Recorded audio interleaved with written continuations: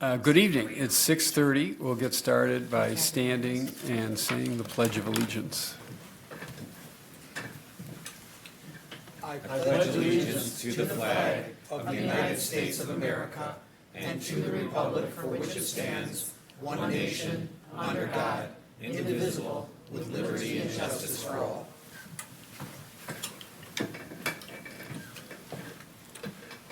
So let's take attendance. So noted. Okay, so I need a motion to approve or amend the minutes from the July 14th meeting. I'd move. Approve, Mr. Chairman. Support. So I have a motion and support. Any discussion? All those in favor say aye. Aye. The minutes are approved. Before I read the opening statement, I'd like to say that item 12 on the agenda, which is 78 Highland, that item has been postponed and will not be heard this evening. And then item 3, which is 900 Timberlake Road, the applicant is not here yet, and we're going to move that to the end of the agenda. Is there anyone here that wants to speak on that one? Item 3, okay, so we'll take care of that with a motion that's later, so why don't we get the introductory remarks up, or I can read it, hopefully from my... So as a brief introduction, the Zoning Board of Appeals is a 7-member quasi-judicial body appointed by the Bloomfield Township Board of Trustees per the Michigan Zoning Enabling Act. Matters pending before the Zoning Board of Appeals are decided on a case-by-case basis. Any appeal of a decision made by the Zoning Board of Appeals is subject to circuit court review. Each case will be called separately in the order shown on tonight's agenda. There will be an opportunity for public comment at one point during each case. All persons wishing to comment will be asked to provide their name and address at the podium. Address your comments to the board and not the applicant or other members of the public. Given the number of appeals tonight, please make your comments brief. Comments by the Neighborhood Association will be considered as part of the factual information presented to the board, but those comments are not the determining factor for approval or denial. Please confine comments to the specific request before the board. For a request to be successful tonight, an affirmative vote of at least 4 members present is required. We hope this provides a better understanding of what you can expect at tonight's meeting. And so with that, we'll call the first item 1P5155 Kings Gateway. Is the applicant ready?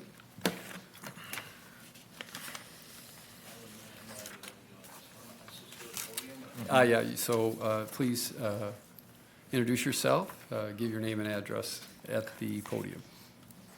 Good afternoon, good evening. Good evening. I am Mark Satawa, one of the homeowners. My wife is laid up, just having ankle surgery, so I'm here for both of us.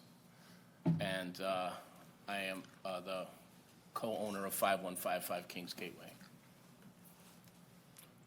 So did you just want to review what you're Well, I asking mean, for tonight?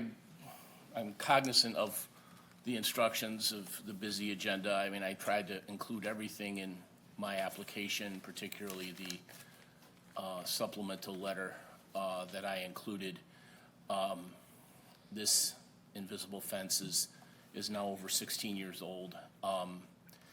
The oldest dog we have is almost 9. Our second dog is almost 7. They've been living with the fence for 9 and 7 years. We've had no incidents at all. Obviously, it's an invisible fence, so there's not a visual or structural variance needed.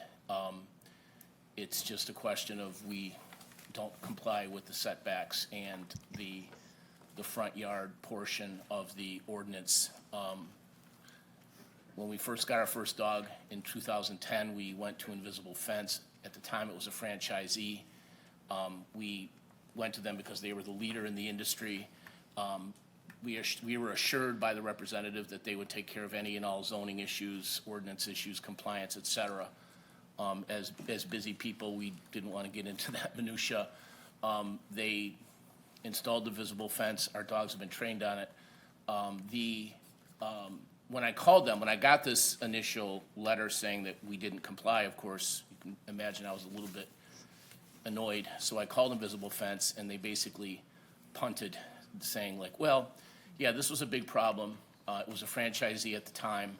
They screwed up a lot of stuff, so we fired them, bought the franchisee back, and now it's a corporate store. Had you done it now, we would have done all of that, but back then it was an independent franchisee who was making a lot of mistakes. Of course, our dogs don't necessarily understand that there is, they would have to be retrained. The equipment is now 16 years old, so I would have to basically rip it all out, reinstall all of it, which would also create an issue because the dogs would have to get used to not only new correction, but new barriers or new footprint. I don't really know what else to say. Like, if anyone has any questions, I'm happy to answer them. That's a useful background. Thank you. Does anyone have any questions right now? So I'm going to open this to the public. Is there anyone that'd like to comment on this item? Okay, so I'll close the public hearing and bring it back to the board for discussion or a motion. How did this come to the attention of the township? I have to say, I'm surprised that they're here before us after 16 years. Well, I mean, there is a thing called latches, you know what I'm saying? So, We didn't want to hire a lawyer. Oh, I'm sorry. We received a complaint, and then noticing that there had never been any previous approval on Yeah. this. I was not aware that it had been out there for 16 years. yeah. That is an I awful just- long time. I mean, it's a long time to, Yeah, that's a significant factor to me when I first looked at it, because that's a bigger footprint than we typically would allow. But for all, you talk about now you got to pull the whole thing out. Your dogs are used to it. Those are some other balancing factors. And did you say you're a lawyer? no. You- Didn't want to hire No. You articulated a very nice position. And I know Mr. Gittleman, my daughter graduated with high school with his Well, you're daughter not going Amy. to get brownie points. Yeah, I know.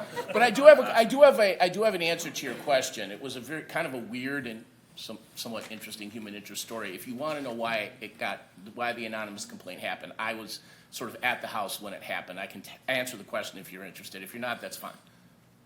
Whatever you want to Yeah, let's. Okay, all right, so I was driving home, it was about 4:30 in the afternoon, my son was home, he had let the dogs out, and like a lot of 22-year-olds, was probably on his phone in the backyard, like doing whatever, watching whatever it is they watch.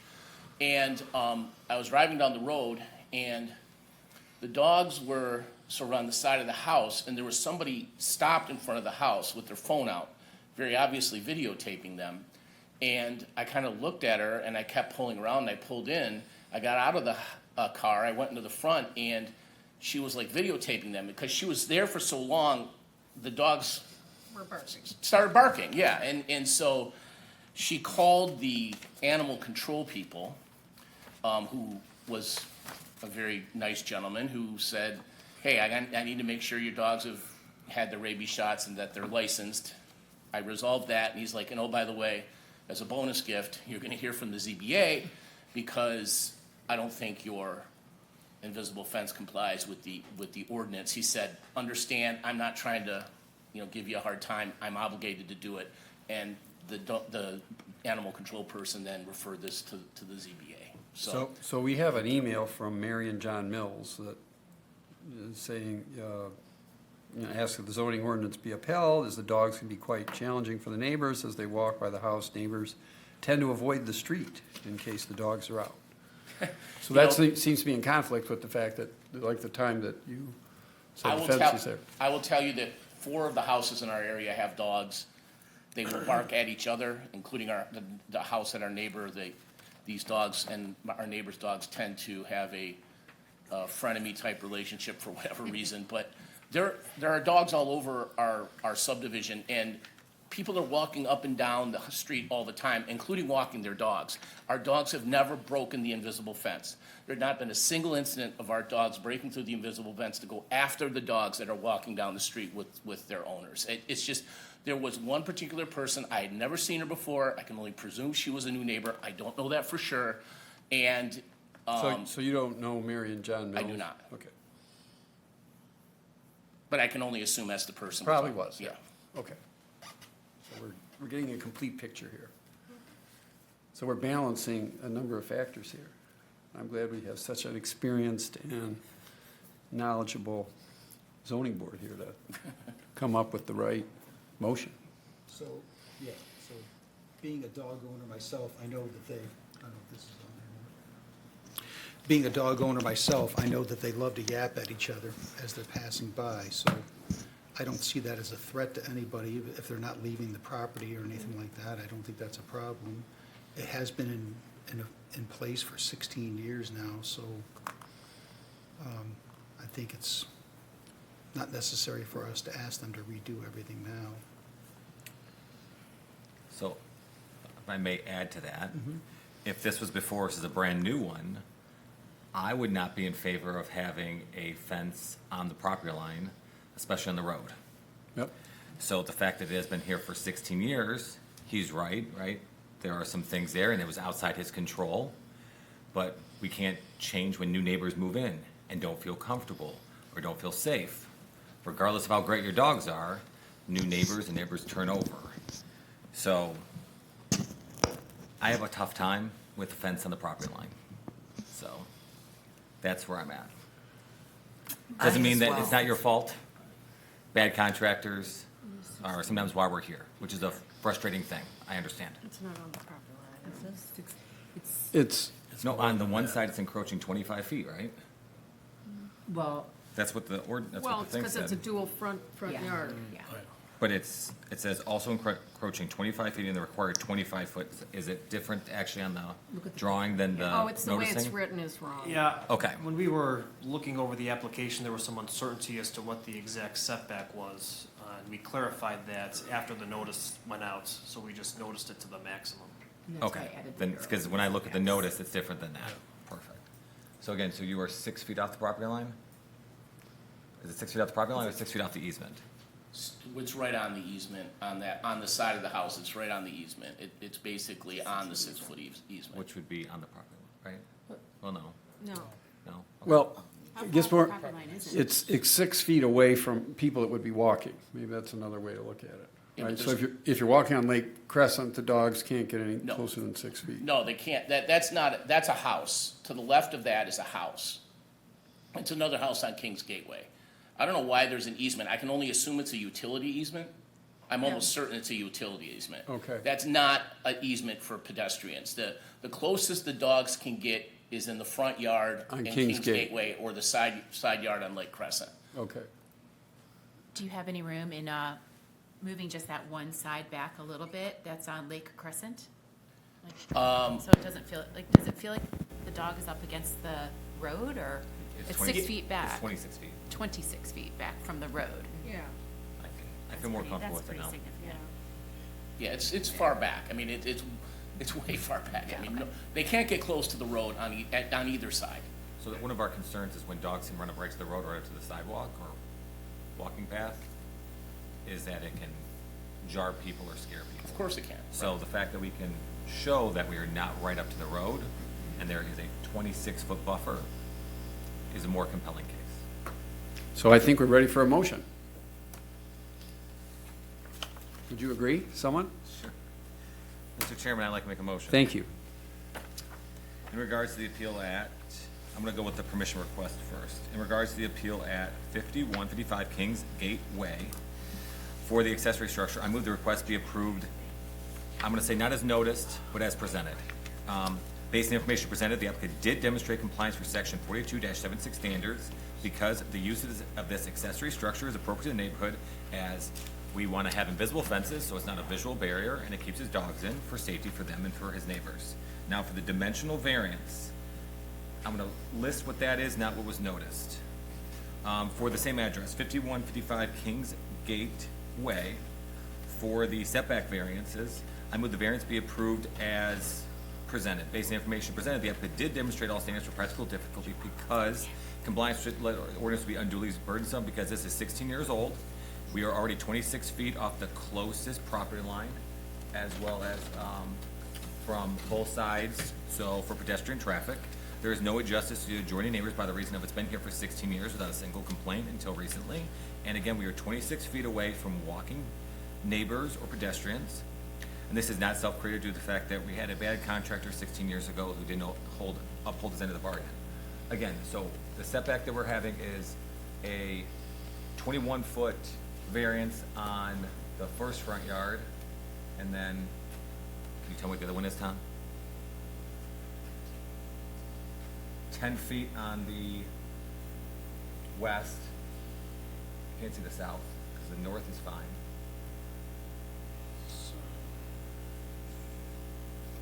So 16-foot setback, so that would be 9 feet. Yeah, so 9 feet on his, well, 10 feet, right, 6 foot. So 10 foot on the west. 19 on the east. I just don't know what the south is. I think the south's just because it's in the front yard, correct? Correct. Okay, so that's just a push for us. So, based on that, if the motion is approved, all necessary permits must be made within 5 business days for the existing dog fence. Support. I have a motion and support. Any discussion? How Oh. much is it on that one side? I'm just curious. 10 We can feet, answer. 10 feet on the west, South. 19 on the east. Oh, you're looking at the south? Yeah. Do we know the south? More than 25 feet. More than 25 feet? It looks like it based on the, if the scale is right. Scott's our expert here. If it's more than 25, it's fine. I think it looks like it if that's 20 feet if you look at the front. Yeah, that's at 26 the to the bottom. road, Yeah, it's to the 26. curb. We've got a motion. Yeah. So, All right, I have a comment. I won't be voting in favor. I understand that something even that close, if it's impacting neighbors, a dog rushing at you or, barking at the other dogs, I think we have an ordinance for a reason. Any other discussion? Because we've had a motion and a second, so now we're going to be voting on the approval, just to recap. So all those in favor say aye. Aye. Those opposed? Aye. Okay. Motion carries 6-1. nope, 2. 6 to 2. 6 to 2. Six- Oh, 5 to 2. 5 to 2. And you know who the nays are? O'Donnell and Meads. Okay. Congratulations, your request is granted. This wasn't nearly as bad as I thought it would be. Thank you. I have 5 days to get a permit then through Well- the township. I'm glad you set the bar high for us. 5 days then to get a permit through the township, is that what I have to do? It's an ordinance permit, just to verify that you've had approval and that it's located as you say. Okay, Yeah. thank you. Yeah. So calling the next item, item 13350 Franklin. Is the applicant ready? Good evening. Good evening. I'm Calabat Engineering on behalf of the property owner, Saad and Christy Calabat. So we are seeking variance for encroachment into the 25-foot natural feature setback to do some landscape maintenance in connection with a lot of other landscaping maintenance that's happening around the site. Clients recently purchased the home and are going through the process of interior renovation and facade renovation. They have permits on all the current construction activities. Also have a tree removal permit for a couple of trees that were removed in the front yard, which resulted in a replacement quantity of 9 under that permit.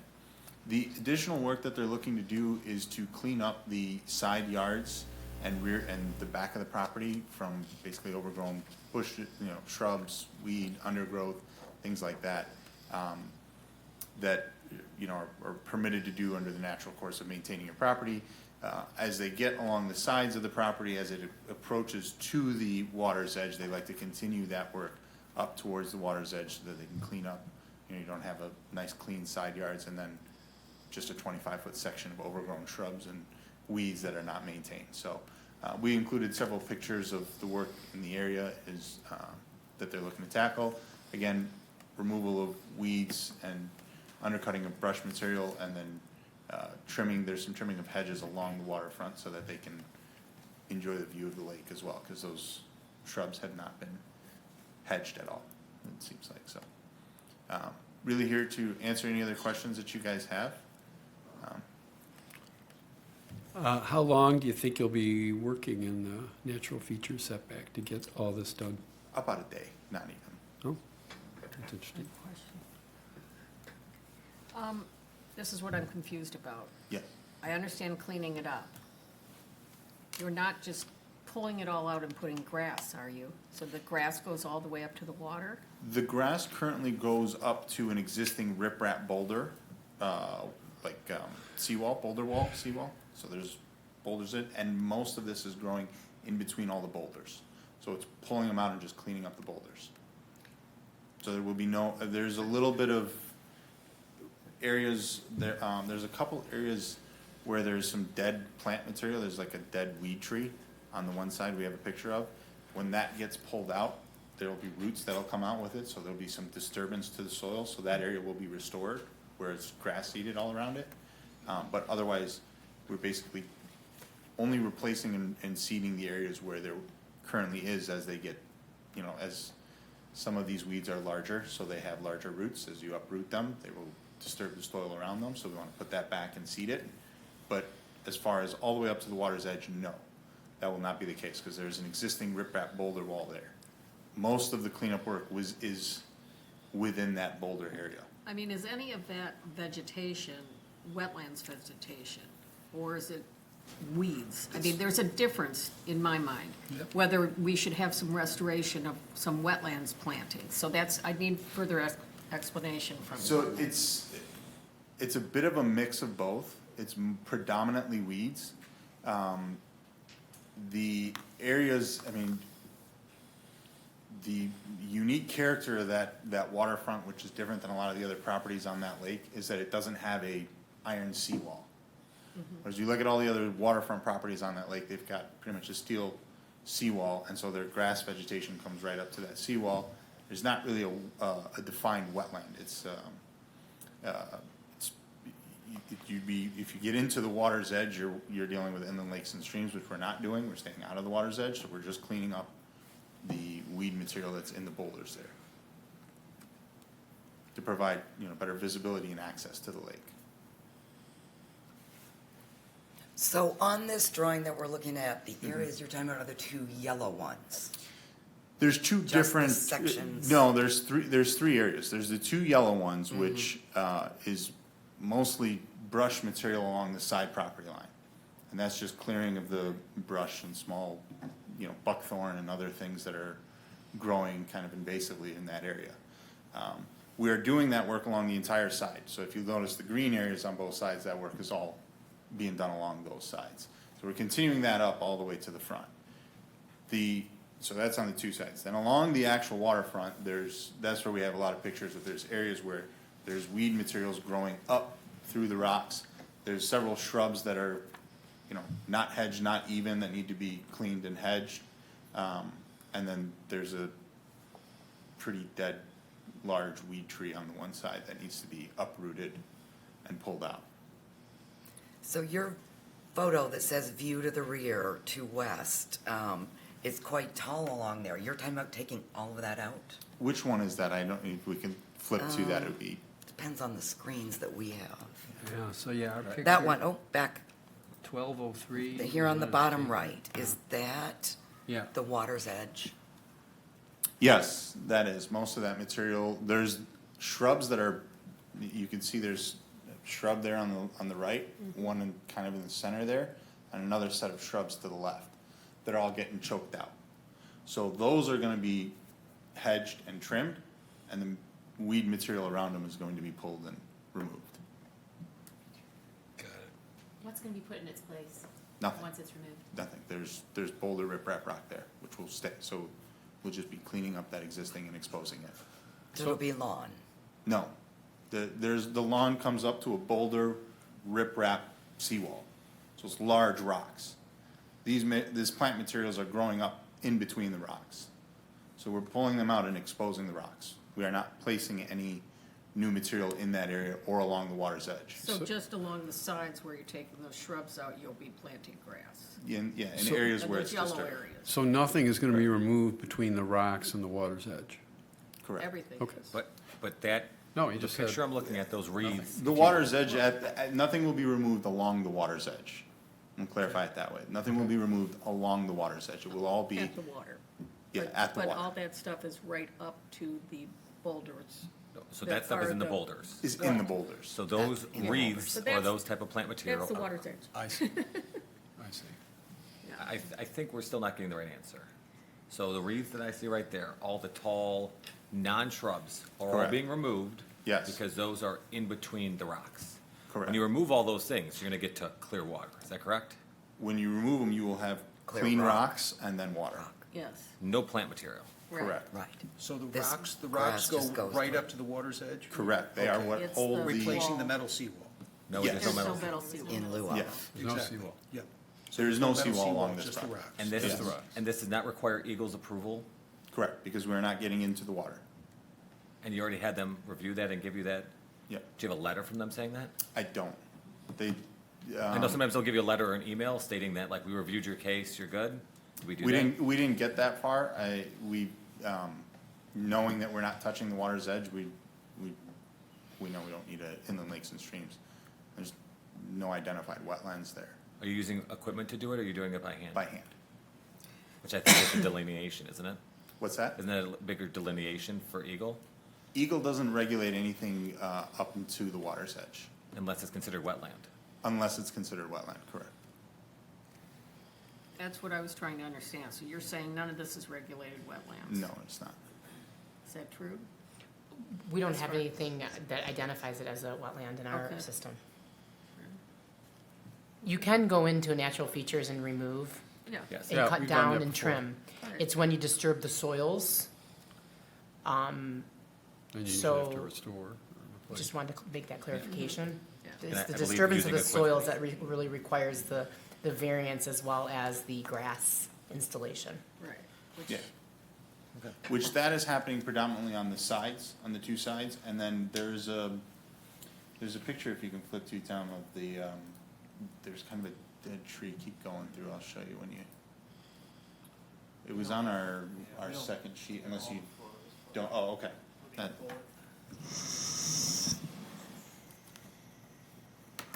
There's a large weed tree essentially that's, pretty dead, that will need to come out, that's kind of close to, if you're looking at the water's edge, close to the left side where it jets out. So when that thing gets removed, there's gonna be some disturbance to the soil And then you're planting grass in its to place. replace. And there's grass the- all around it. The footprint of the tree.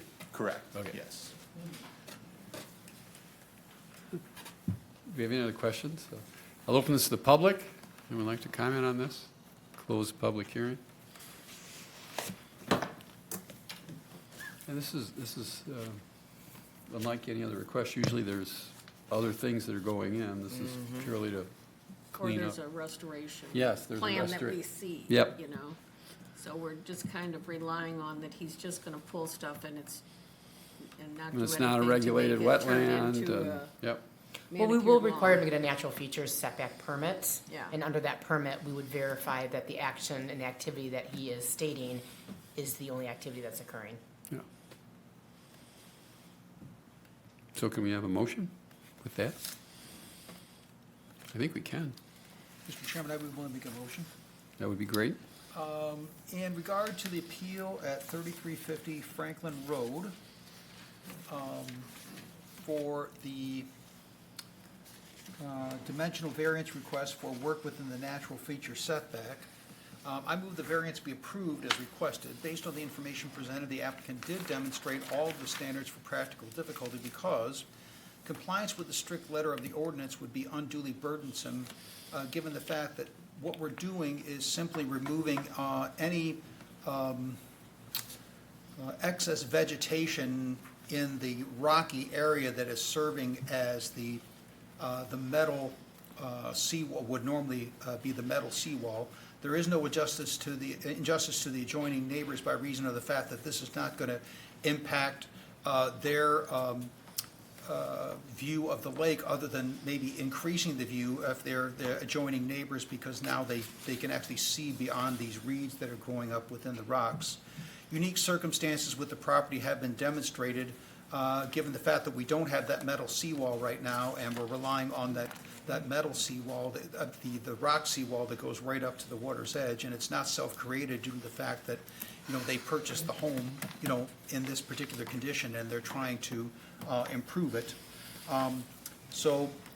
If the motion is approved, application for all necessary permits as noted must be made within 1 year, and all permits must be obtained prior to vegetation removal. Support. I have a motion and support. Any discussion? All those in favor say aye. Aye. Any opposed? Congratulations, your request is granted. Thank you, board members. Have a great evening. You're welcome. Calling item 2521 Norwood. Is the applicant ready?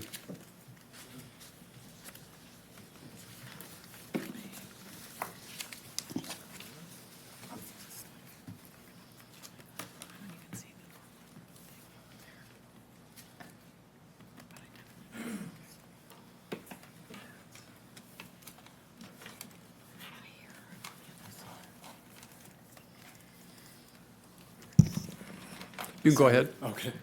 Good evening. My name's Hazem Taba. My wife and I, Dana, we live at 2521 Norwood Road with our 4 kids, ranging from 1.5 to 10 years old. Thanks for taking time to hear our request. I'll try to be brief and address kind of each of the points here. We're requesting 3 variances related to our backyard project: the location of a spa, a 6-foot privacy fence, and a location for pool equipment. Our property is unique because it's at a corner lot with 2 street frontages compared with a typical interior lot. Our backyard is much more exposed, and the required setbacks leave significantly less usable space to design a safe and functional backyard. From the beginning, our goal has been to create a backyard that is safe for our family while minimizing the impact on our neighbors. We work closely with our pool designer and builder to evaluate multiple layouts, and the plan before you presents the minimal amount of relief necessary to accomplish that. So with the fence, there's already substantial existing landscaping and mature trees surrounding majority of the portions of our property. Unfortunately, especially along Square Lake Road, storms, natural loss have created gaps in screening, leaving much of our backyard visible from the main road, where there's people walking by and a lot of traffic just coming through in that area that can see through portions of the natural landscaping that was there. So with our 4 young kids, safety is our highest priority, and that's what we kept in mind when we created this plan. The roadway is very very busy, and they're probably much busier than when the surrounding homes were built. The township recently conducted traffic monitoring showing a substantial increase in traffic volume, and we've experienced drivers using this route as a cut-through to avoid congestion, especially from Hickory Grove and Telegraph through to Square Lake Road for access to I-75. The proposed 6-foot fence provides an additional layer of separation between our family and the roadway while restoring the privacy that the landscaping no longer consistently provides. A 4-foot fence was in consideration, but in certain areas wouldn't provide meaningful privacy or screening on a corner lot. Based on the planning department's recommendations, we've incorporated a landscape screening plan that places evergreen plantings between the roadway and the proposed fence. Our goal is for the landscaping to become the primary visual feature over time, with the fence serving as a background element that provides privacy, safety, and screening. With the fence location, we intentionally moved the fence back from the property line to create room for a continuous evergreen planting buffer. This allows the landscaping to soften the appearance of the fence from the roadway while providing privacy for the family and additional screening for the pool equipment. With regards to the spa, we carefully evaluated several locations for the spa. One side of the pool contains an automatic pool cover, so placing the spa there would interfere with its operation. The other side contains kind of a splash pad or a tanning ledge and would create, with the elevated spa, it creates a hazard with the kids potentially trying to jump off or play there. We also considered moving the spa closer to the house, but that would block important sight lines from the house and patio, making supervision for the kids a little more difficult. And that's why we chose that as kind of the safest and most functional option while minimizing the requested variance. And finally, the pool equipment. The pool equipment has been located where it minimizes visibility and noise. It'll be screened by both the proposed fence as well as additional evergreen landscaping, so it'll have very little visual impact on neighboring properties. So with that said, throughout this process, every decision from the spa location to the fence and landscaping was made with two goals in mind: keeping the kids safe and minimizing the impact on our neighbors. We respectfully ask for your approval. Thank you. Thank you for that well-organized presentation. Do we have any questions from the board?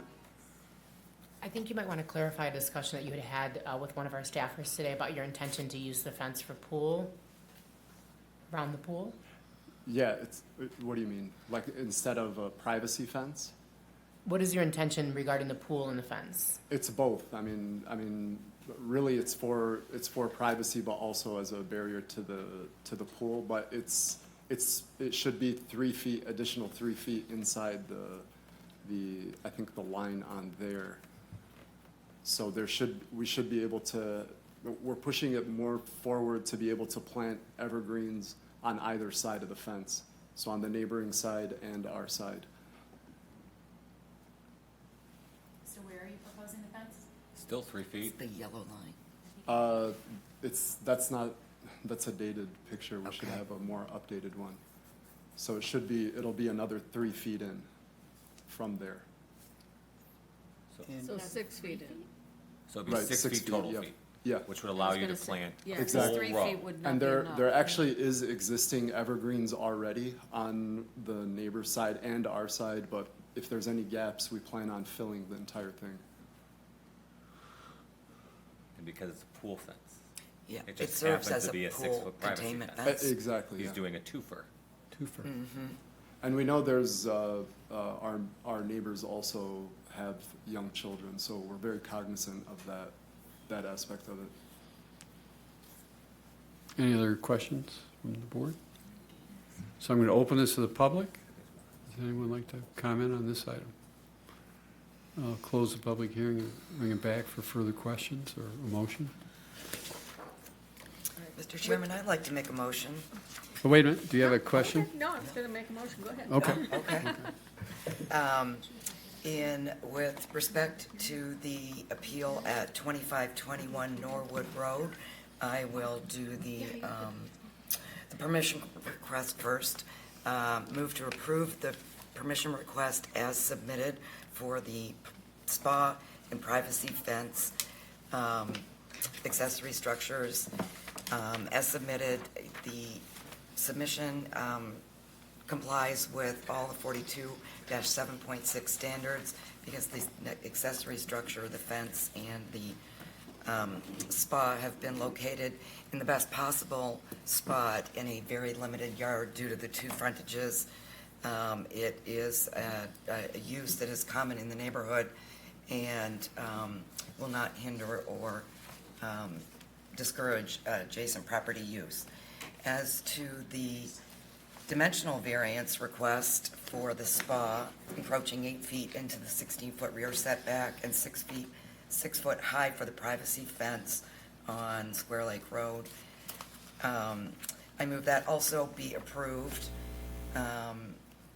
as requested at the 6 feet height. Based on the information provided, the applicant did demonstrate all the standards for practical difficulty. Compliance with the strict letter of the ordinance will be unduly burdensome due to his location on Square Lake Road, the needs for safety and privacy from the traffic and from neighbor children, and no injustice there to adjoining neighbors due to the fact that it really is a pool enclosure fence requiring the additional 2 feet.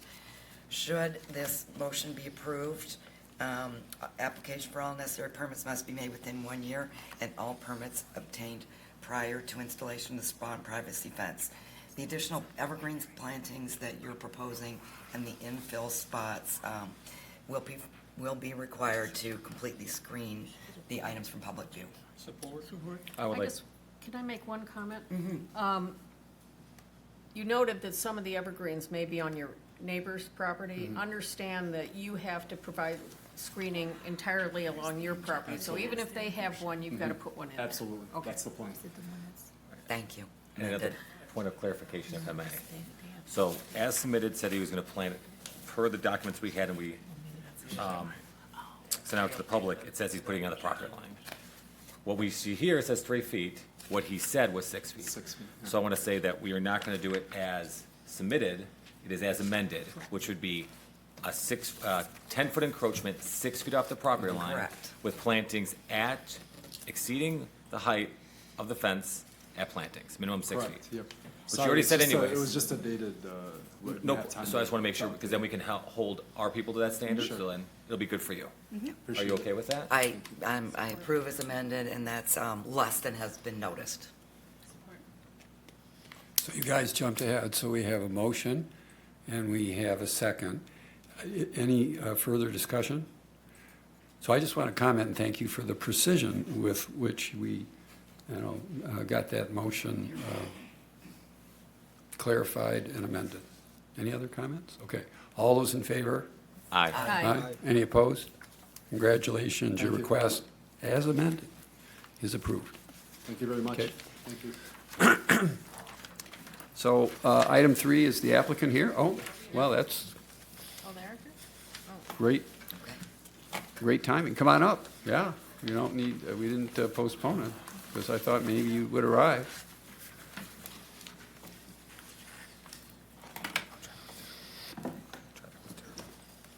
All right. Hello, board. How are you guys? Good evening. So I am Sabrina Brown with Mosier Design, and I have the homeowner, Lando Flores, with me today. So we are here this evening seeking approval for 2 items. First, a dimensional variance to allow decorative landscape piers and low wing walls within the required front yard. And second, permission to locate a proposed cedar pergola within the rear yard. The decorative piers and wing walls have been designed very thoughtfully and tastefully to complement the architecture of the home and enhance the overall streetscape along the road. As you are aware, the features of this nature are extremely common throughout the township, and we believe that we are proposing is very much in keeping with the character and quality of the surrounding community.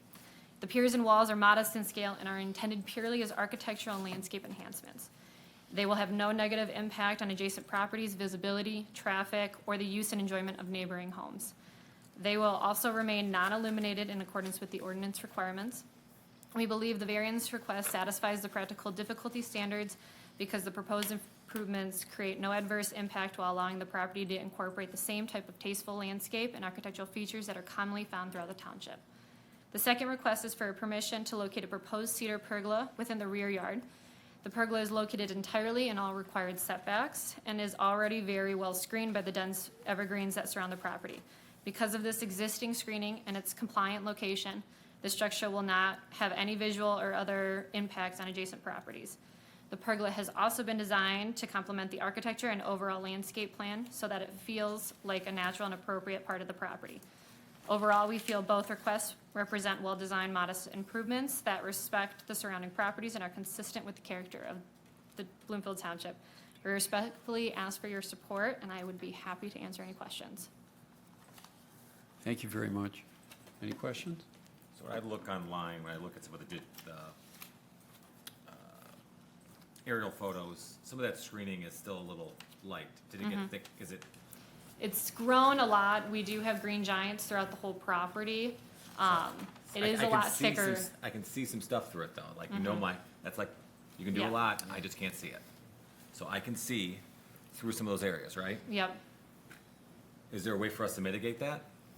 So within the limited space that we have, especially with the new sport court, we are limited in the screening that we can locate specifically at that area. I think what you'd see now is, depending on when these pictures were taken, this was probably taken a couple weeks ago.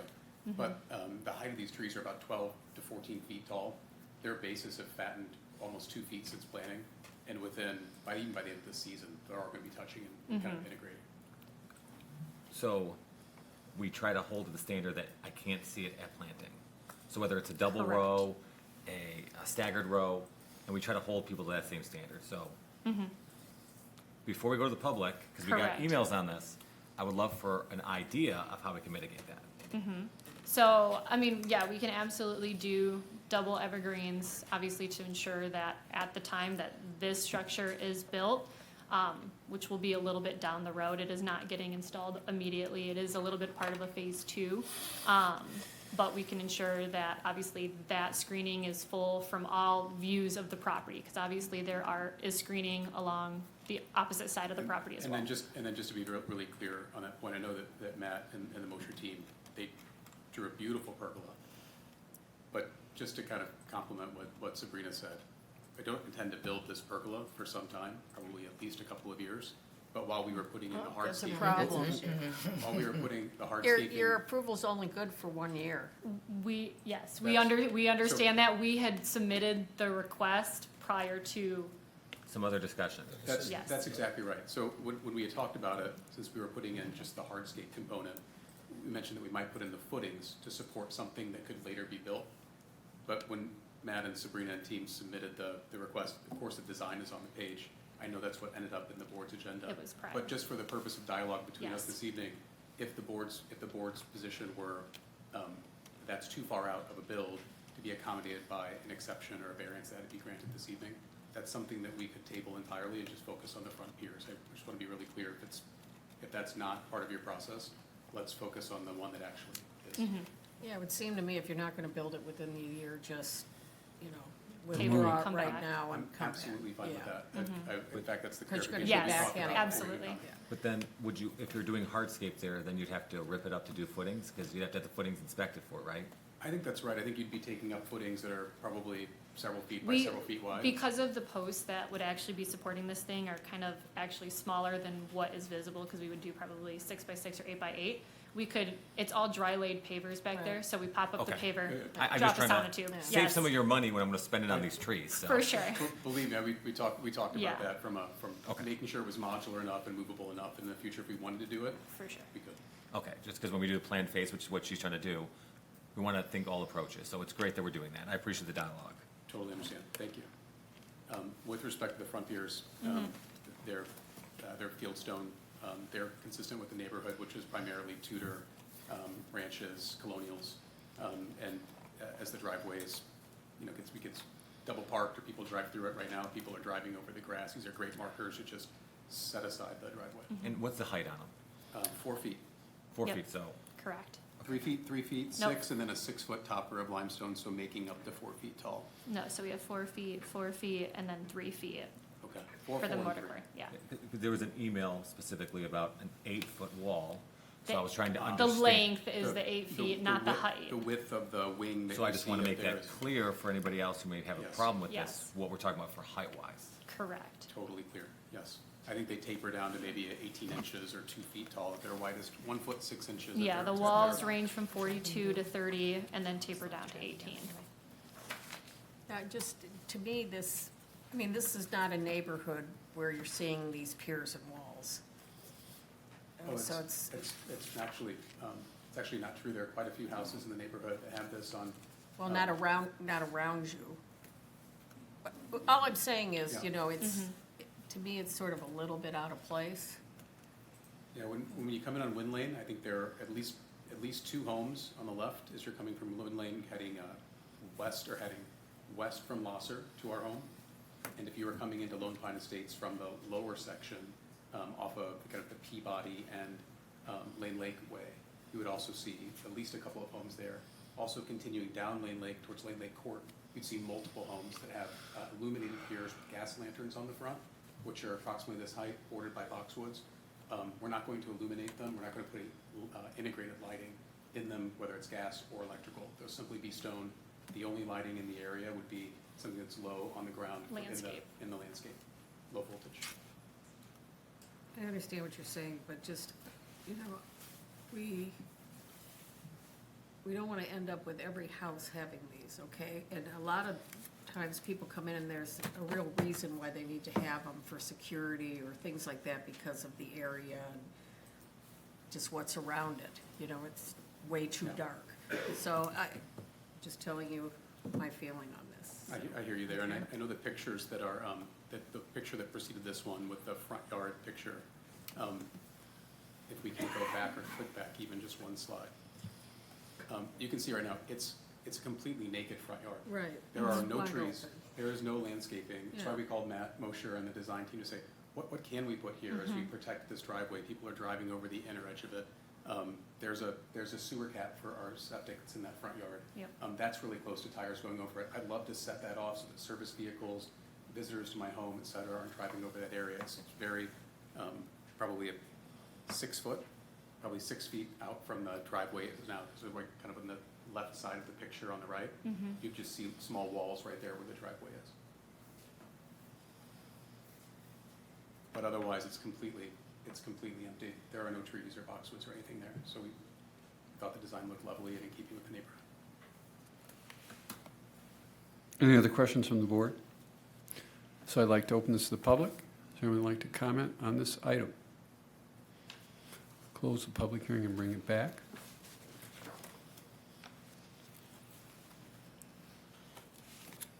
Does anybody have any discussion or feedback? Mr. Chairman, I'd love to make a motion. I mean, Or I can do it if you want. the height of the piers does not I bother would me. love for you to do it. Really? I would. Yeah, Okay. it doesn't. With respect to the property at 900 Timberlake Drive, I would move to approve the request for a dimensional variance because the applicant has demonstrated a practical difficulty. The practical difficulty is by virtue of the shape of the lot, its location on two roads with the road curving around, and the fact that because of that, people are actually using the driveway as cut-throughs, destroying his lawn.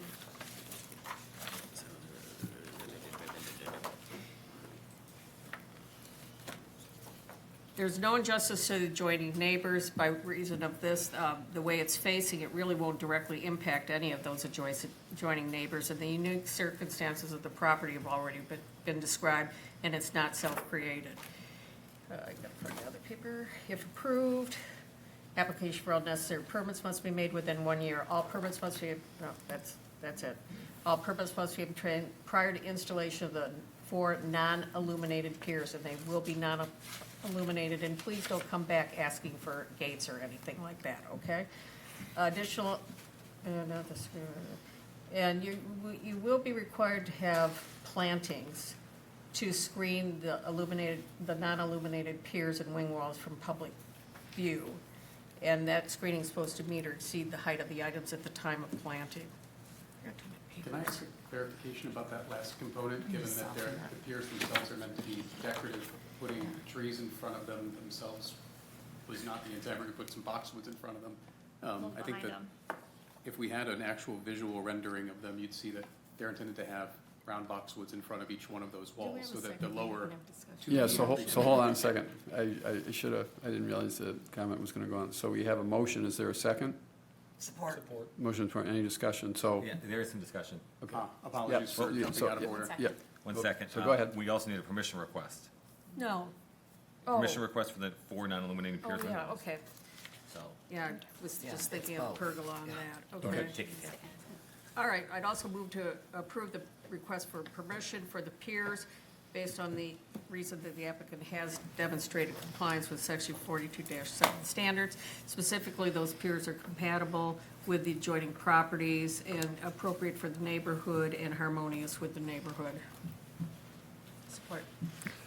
So As amended. I believe, we're going to treat this as one motion, even though I Yeah. guess they came in second. Okay, so did you, any discussion on the motion? So did you want to, I mean, typically we don't have the applicant helping it part of the discussion, but do you have a The point that you want to make? The first comment that was made about screening, that was with regards to the pergola, correct? And not the walls in front? My comment was about the pergola.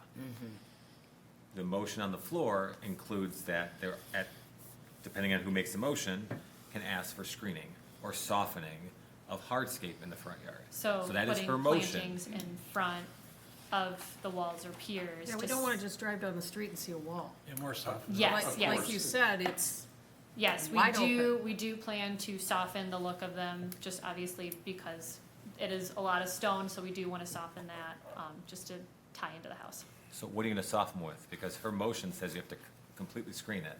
So you have to find a way to tell her that you're gonna soften it with, because you didn't have a landscape plan.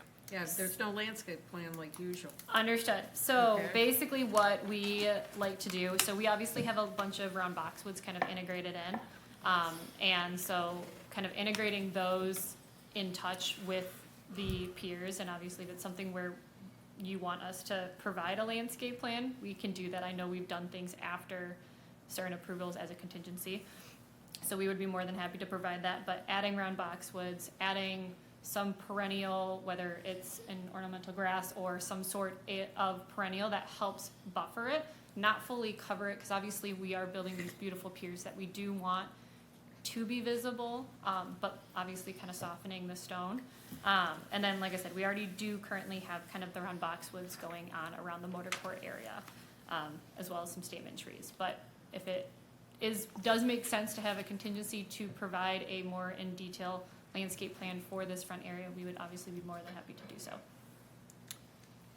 Yes. So, There's a truly beautiful set of renderings that Yes. illustrate No, here, and I just don't because think they put them in usually, their packet. usually to she send- does send come to you. in and We it's got do- the we landscaping do. plan so we can see it. and- Yes, absolutely, and I think this was just done before we had done that design of it from the original submission. I think Well, you I could- would like to say, I don't think it needs to be the height of the wall. I think it should be. I agree with that. accent. Yeah. I Yeah. think. I mean, typically you put together a very nice plan. Yeah. Yes. But the concept is, you're not just gonna put a boxwood at each end, okay? No, And correct. we're gonna see a wall in between. There has to be Absolutely. continuous softening along Yeah, that because we wall. talked about adding a really beautiful annuals. I know you As guys kind of want to do As that. you zoom in on the top down here, what you can see is a number of spherical The round boxwoods. boxwoods around the Those motor are- court. So could we kind of live with the concept of continuous softening, Correct. Yes, okay. but not obscuring? Yes. Okay. so, Chairman, or we could say a certain percentage of it has to be done. So I You would could like. do that, I don't know who's gonna go out. Is that too percentage wise? Yeah. Andrea? I think I we think know what we're looking. we have for. trustworthy, Yes, I we know have what you're trustworthy looking for. applicants. Yes. Yes, They have a we know history. what we're looking for, and that's what Yes. I'm looking for you to submit. Okay. Yes, we can Okay. absolutely get that to Andrea. Is that enough clarification? Yes, The it sounds like staff? there's gonna be some boxwoods along the length of the wall. to Continuous soften. softening. Yes. And But some not other obscuring. plantings Some as well. perennials too, because the Oh, boxwoods do yes. cover too much, so I would Understood. like to have Boxwoods some get area. sick. Yes, right Yeah. now, yes, with Yeah. Okay, got everything it. going So around. are you willing to make So an when you apply for the amendment? permit, have a Yes, landscape I plan. just- Yes, will do. All right, so I think we have an amendment. on- A on the clarification of my motion. motion. Amendment clarification. Yeah. Support. And support, okay, so, I don't know what I've done with the motion here, I think I've lost control. But are we clear? Are we gonna be Yes, able to we're write this clear. up? Are you clear? Pretty good? Yes. All right, so all those in favor of the motion as modified? Say aye. Support? Aye. Yes, there was a support. Any opposed? Congratulations, Thank your you so much. request as modified is granted. Thank you, board. That was interesting. I- No, okay. Well, don't say that. Item 4, 5465 Brookdale. Good evening. I'm here on behalf of property owners Mike and Jill Mast. And your name is? Joseph Mosey Architecture. Okay. They could not be here tonight, so they forwarded a letter of apology. I hope you have and have seen, so they were bummed out they couldn't be here, so, because these are so much fun and everybody loves them. So. We're asking for a square footage variance for an accessory structure of 1,055 square feet for our proposed new detached structure that we feel will add beautiful fabric to the neighborhood and have virtually no impact on, excuse me, the surrounding properties. The lot coverage of the current home is right now is only 4%. The new structure, with the new structure, it will increase to only 6% of the entire lot. It's an extremely large parcel. Yeah, because I asked the staff, it's 3.3 acres. Yep. Yep.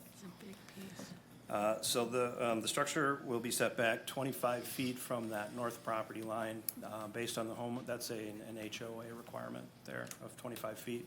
So it's further back than the 16 feet that we would otherwise have had to adhere to. The structure itself will actually act as a screen. There's a pool there right now, the existing pool that is sort of projected out into the backyard. This building will help create more of a courtyard over there. And rather than be a nuisance, it will actually screen from noise and light and everything that's going on in the backyard of the house to the neighbors. There's already a dense evergreen natural screening that we will add to on that north line right now. On that north line on the property, on the mast property as well as the property next door, there's some very large pine trees and some very some very dense small pine trees as well, and hedge that moves through there that's been there for a long time, and we're proposing to add to that as well. So just to make sure that there is no way that anyone could see from the other property through. The structure actually is designed to be similar to the main house, of course. So it's got all the same materials. It'll be a continuation of the main structure. It's positioned basically opposite of the garage that's there now. There's also a non-conforming garage or structure on the site right now. It's basically a storage shed. It's kind of a large storage shed. It's about 4 feet from the property line on the north side. So that will be removed, and then the new structure will be 25 feet away from the property line. So you can kind of see it up there on the top of there's a building right there that's basically only about 4 feet off the line. And also the good portion of the structure will be an open air patio and terrace that's related to, or that will be connected to the pool to act kind of as a pool terrace as well. So it's not like it's a big giant block of a structure. It's got some open air pieces to it as well. So that's pretty much it. Thank you. So any questions, let me know. Any questions from the board? I have a question. I don't want to be difficult. It looks lovely and completely in keeping with this size property. Is it overlapping with the house? Is it technically in the rear yard? Or can it be beside the last bit of the house? Can it be anywhere? It's behind the plane of the house, so we would consider that a rear yard, and it's exceeding the required side yard setback, so we would consider that a rear yard. Okay. Any other questions? What is the actual height? Is it 20 feet to the chimney, or is that to the structure? Yeah, the structure, we carefully designed the entire structure at a 14-foot height. So the 20-foot 6, yes, is the top of the chimney. So trying to meet the spirit of the ordinance, you wanted 14 feet for the structure. Yeah. Is that correct? Yes, exactly, yeah. Which is really hard with a 40-foot wide building. It's very difficult, yeah. You can see all the gables and roofs, and yeah, it was a puzzle to put together, yeah, exactly. And we think that the chimney adds a little bit of character to it and kind of breaks it up a little bit too. We'll pull the stone in from the house. Any other questions of the applicant? We'll open this to the public. Anyone like to comment on this item? Close the public hearing and bring it back for a motion. Mr. Chair, I'll make a motion. Thank you. So with regard to both the permission request for the detached garage as well as the dimensional variance request at 5465 Brookdale Road, for the permission request, I move that the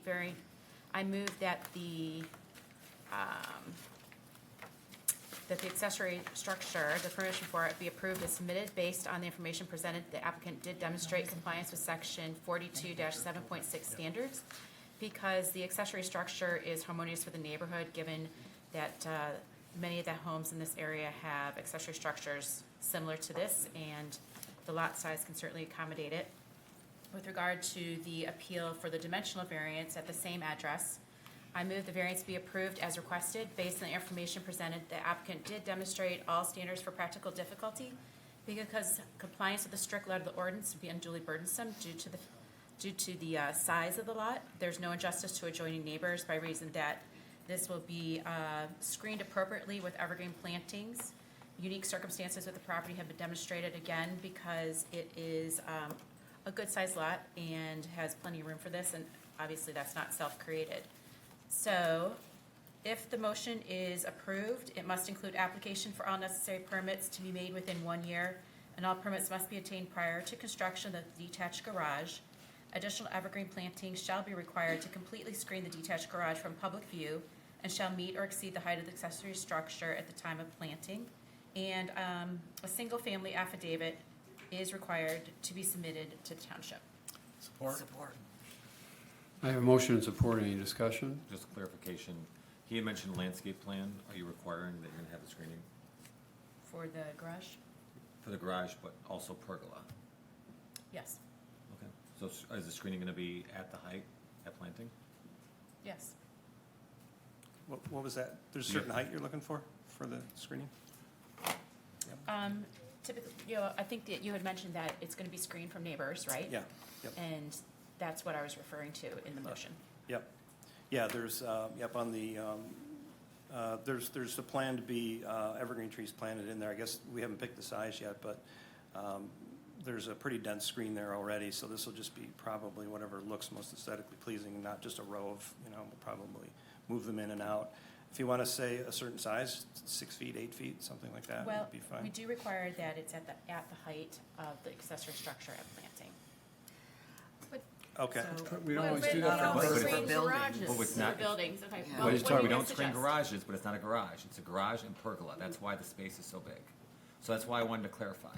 What do you guys wanna suggest? Well, but we don't always screen pergolas too, because sometimes pergolas are, Well, I thought it was from public view, and it sounds like it's been well addressed at the lot line. I just wanted to put up a clear. yeah, no, You can't see it other than that's why we have discussion of the motion. any detached accessory structure is that big. Yeah, we could get deciduous trees in there. I think that would be as high as the structure. Moving pine trees back in there, an existing driveway and everything. I don't know how, if we could get 15-foot high pines in there. I don't know that 15-foot or 14-foot high trees are necessary. I feel like maybe the eave Yeah, line. yeah. I mean, we're used to seeing the roofs of Yeah. buildings and accessory structures, so I To me, this is more of a Say- softening I as agree opposed with to that. a Absolutely. complete screening. Yeah. Okay, Okay. so as I think it's- let's include that. Include what? The the what screening on was that just, side. Okay, what was just stated here at the board. okay. Yeah. Well, I can't amend anything. I'm just throwing out ideas. I'm just. Okay, I I'm would just an amend, idea guy. yeah, softening screening, especially from the neighbor's side and in the range of the eave height, not the entire building. Is that helpful to the staff? Enough? Okay. Support for the amendment. So we have a motion and support for the amendment. So all those in favor for the motion as amended, say aye. Aye. Any opposed? Congratulations, your request as modified is granted. Great, thank you very much. Thank you. Appreciate it. Have a good night. Guys are really challenging for Kelsey tonight, emotions. Calling item 5, 3260 Devonbrook. Good evening. My name is Dan Martell. I'm a resident at 3260 Devonbrook with my wife and my youngest daughter. At this time, my oldest is in college. So we are looking to put some extra storage shed in our backyard. The larger, there's 2 sheds that we're proposing. One is the larger one that will store my lawn tractor and yard tools.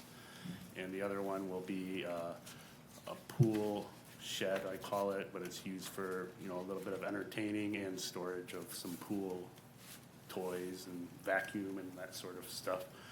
We're gonna propose evergreens, type trees to screen it from the property. And, they're gonna be shed style structures, with the board and batten, I believe, and I don't think I have much else to discuss here, but there's no dimensional variance request or anything. It's just a request for a permission at this point. Thank you very much. Questions? So you have a good screening, it looks like, for your southern neighbor. The northern neighbor, there doesn't seem to be enough screening, like with the way your property sits versus theirs sit. Seems Yeah. like there's a good chance they're gonna see those structures. Yeah, So we're gonna need a we're plan. gonna be planning anything blocking for that. That's a great answer. That's what you Perfect. wanted. Love it. Yeah. That's it, thank you. Any other questions? I'll open this to the public. Anyone like to comment? Close the public hearing and bring it back for a motion. Mr. Chairman, I'd like to make a motion. Thank you. So For the permission request in regards to the appeal at 3260 Devon Brook Drive for the accessory structures two, I move the request to be approved as amended. Based on the information presented, the applicant did demonstrate compliance for section 42-76 standards because the use of this accessory structure is approaching the neighborhood, as many people have additional sheds because in this area, there's not enough storage in your two-car garage, and some are on slabs over there, so allowing you to have extra storage is appropriate for the neighborhood. If this application is approved, all necessary permits must be made within 1 year, and all permits must be obtained prior to installation of the two sheds. Additional evergreen screenings will be required so you can completely screen the sheds from public view. I know you can't see it from Telegraph, but we're gonna see it from that northern neighbor and southern neighbor. So I need you to come with a plan so they just don't see it. Fair? Understood. That's it. Support. Motion and support, any discussion? All those in favor say aye. Aye. Any opposed? Congratulations, your request is granted. Thank you. Calling item 6, 825, North Valley Chase Road.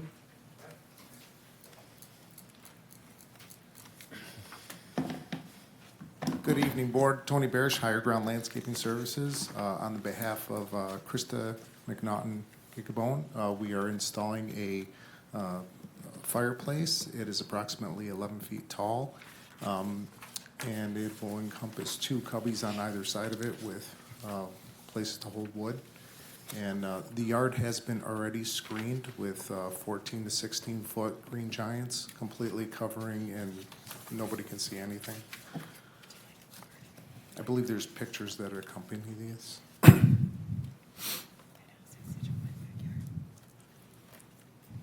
So it's at the end of a raised patio? Yeah, the patio's existing, Okay.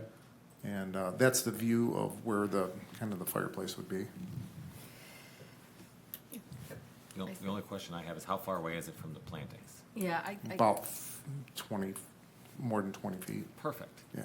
Don't want them to catch on fire. yeah. Oh, yeah. Any other questions? Open this to the public for comment. Close the public hearing, bring it back for a motion. Mr. Chair, I'd like to make a motion. There we go. There we go. In regards to the appeal at 825 North Valley Chase Road for the accessory structure fireplace with chimney, I move the request be approved as submitted. Based on the information presented, the applicant did demonstrate compliance with section 42-7.6 standards because the use of the accessory structure is appropriate to the neighborhood as it fits, it's tied into the terrace in the back, it is within setbacks, and there are many other structures in the community that are like this. If approved, the application for all necessary permits must be made within 1 year, and all permits must be obtained prior to installation of the fireplace. Additional evergreen screenings shall be required or may be required to completely screen the fireplace from public view and shall meet or exceed the height of the structure at the time of planting if there are any openings within that existing landscape. Support. I have motion and support, any discussion? All those in favor say aye. Aye. Any opposed? Congratulations, your request is granted. Thank you.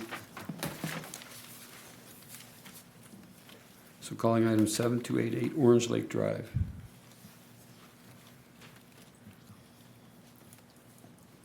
My name is Kamal Tolia. I'm representing my client Plum Collage to add an accessory structure on the back of his property.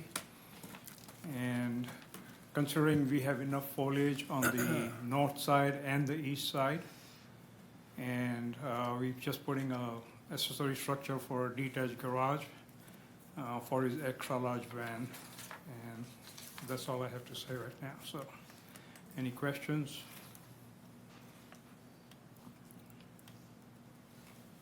Any questions from the board? Yeah. So do we know that the dimension from that corner to the lot line is more than 16 feet? Yes, ma'am. Yep. It looks like it. I'll open this to the public for comment. Anyone that wishes to comment on this item? I will close the public hearing then and bring it back for discussion. Questions? Why are you going with a 16-foot high garage when the normal is 14? I didn't realize about the height factor, but we can work on that and we can lower the structure down by 2 feet shouldn't be a problem. He has an extra large van with Yeah, letters. so I saw the garage door, he already has a big garage door. Yeah. So if you lower the structure, it's gonna make it interesting to put a big enough garage door. So I think my roof is actually at 412 pitch. We might go, 3.5, and then maybe my overall height of the wall, exterior walls are 12 feet. I might lower down to 11 feet. So Will you I be able will to get make a sure 10-foot that door then we- still? Yeah. I'm not trying to No. design this for you, I'm trying to just ask some questions. No, that's all, I mean, it's it's a detached structure, so he's only looking for a 10-foot high garage door, so he can. He's got that big van, so The big van with a ladder on top of it, so he can take that in. Yeah. And it's great to put that away so his neighbors don't see it and it makes a cleaner structure, right? Exactly, yeah. So are we gonna hold him to 14 feet, or can we give him up to 16, hoping that he can do 14? Well, you started the line of questioning there, Chris, so I think you. Stepped in. What do you feel about it? When it comes to garages, I'm a garage guy, obviously, but as long as your client, what their ask was 16 feet. So if they can make it lower, that'd be great. I think we need to tell them. I agree. If you do this with some kind of trusses inside, you can clear that 10-foot door, with a pitch roof inside. I also will say, I don't recommend less than a 412. We want your shingles to last. That's the minimum pitch for a So shingle. that's why I'm more Yeah. inclined to go with the 16 feet. Well, it's not a full width door, so the door's narrow, so there's Right. room, like, there's By room the in the time center. you get for up, height. there should be room for a 14 10-foot would be door. plenty for this, Okay. I think. So I'll leave it to you design professionals to decide. So That's why we got you. I designed it, I've been doing all the drawings for him. I know, so and you understand, said you so- could go to 14. Yeah, we can work something out. So Yeah. as long as the peak of the roof is at 14, that's what we are looking for. Am I correct? unless you want Yeah. another variance, so yes, Yeah. but that's what I'm asking, because I understand the need for the garage. That's not what I'm arguing. So as long as you can still make a 10-foot door on that Yeah. with your overhangs that you have. Yeah. Great, I'm ready to make a motion. Okay. Mr. Chairman, in regards to the permission request at 288 Orange Lake Drive for the accessory structure, I move the request be approved as amended. Based on information presented, the applicant did demonstrate compliance for section 42-76 standards because the use of this accessory structure is appropriate to the neighborhood as other people have accessory structures, whether it's garages or sheds. And again, they are doing this to put their work equipment inside, which will then create a cleaner neighborhood cleaner neighborhood look, which is great for the neighbors. Also, for the dimensional variance, in regards to, again, same address, I move the variance be approved as amended. Based on the information presented, the applicant did demonstrate all standards for practical difficulty because compliance with strict letter of the ordinance would be unduly burdensome. Well, it is 50% of the burden. He would not be able to put his oversized van in the garage, which then would add to the visual disturbances to the neighborhood. There is no justice to the adjoining neighbors by the reason of you're actually cleaning up and making it easier for you to store your equipment and for your livelihood. Unique circumstances will probably have been demonstrated given the fact that you need a 10-foot door. This would be the way to do it. This is not self-created, the fact of that is his line of work. If this motion is approved, all necessary permits must be made within 1 year and all permits must be obtained prior to construction. And I'm not gonna require additional evergreen screenings because it is a detached structure. Support. Oh, and a single-family affidavit is required. Okay. So I have a motion and support. Any discussion? All those in favor say aye. Aye. Any opposed? Congratulations, your request is modified, is granted. Thank you. Okay, thank Appreciate you. that. Yep. So calling item 8, 2817 Turtle Grove Court. Hi, good evening. My name is Brad DeVries. I'm the lead architect at Sapphire Luxury Homes. I'm here on behalf of Joseph and Adriana Machini. We are asking for a lot of things tonight. So I'm going to go through them. I expect questions, so happy to answer those. Can you hang on one second? Yeah, of course. I was a little confused about this. Why do they need approval for an at-grade pool? It's in a secondary front yard. Oh, okay, all right. Pretty much that's Okay, mainly the reason why a yeah. lot of these That things is are here. most of That's the right. reason. Yeah, totally drive. So I appreciate you taking the time tonight to hear our case. And like I said, I'm going to go through this, kind of quick overview, and I'm happy to answer questions from there. So as Member Rosati just said, asked an important question, The reason for most of the things we're asking for is because this is a unique property. We have a double frontage. It's addressed to Turtle Grove Court, but it backs up to Turtle Lake Drive. So we effectively have 2 front yards, and we're asking, many of the variances that we're asking tonight are permission requests, I believe, to place structures that are normally permitted only in the rear yard and place them in what is considered front yard but is functionally rear yard. So that's going to cover the at-grade pool, the at-grade spa, the 4-foot high pool fence, the pergola that's 12 by 16 by 9, and the play structure, as well as the fireplace and the shower.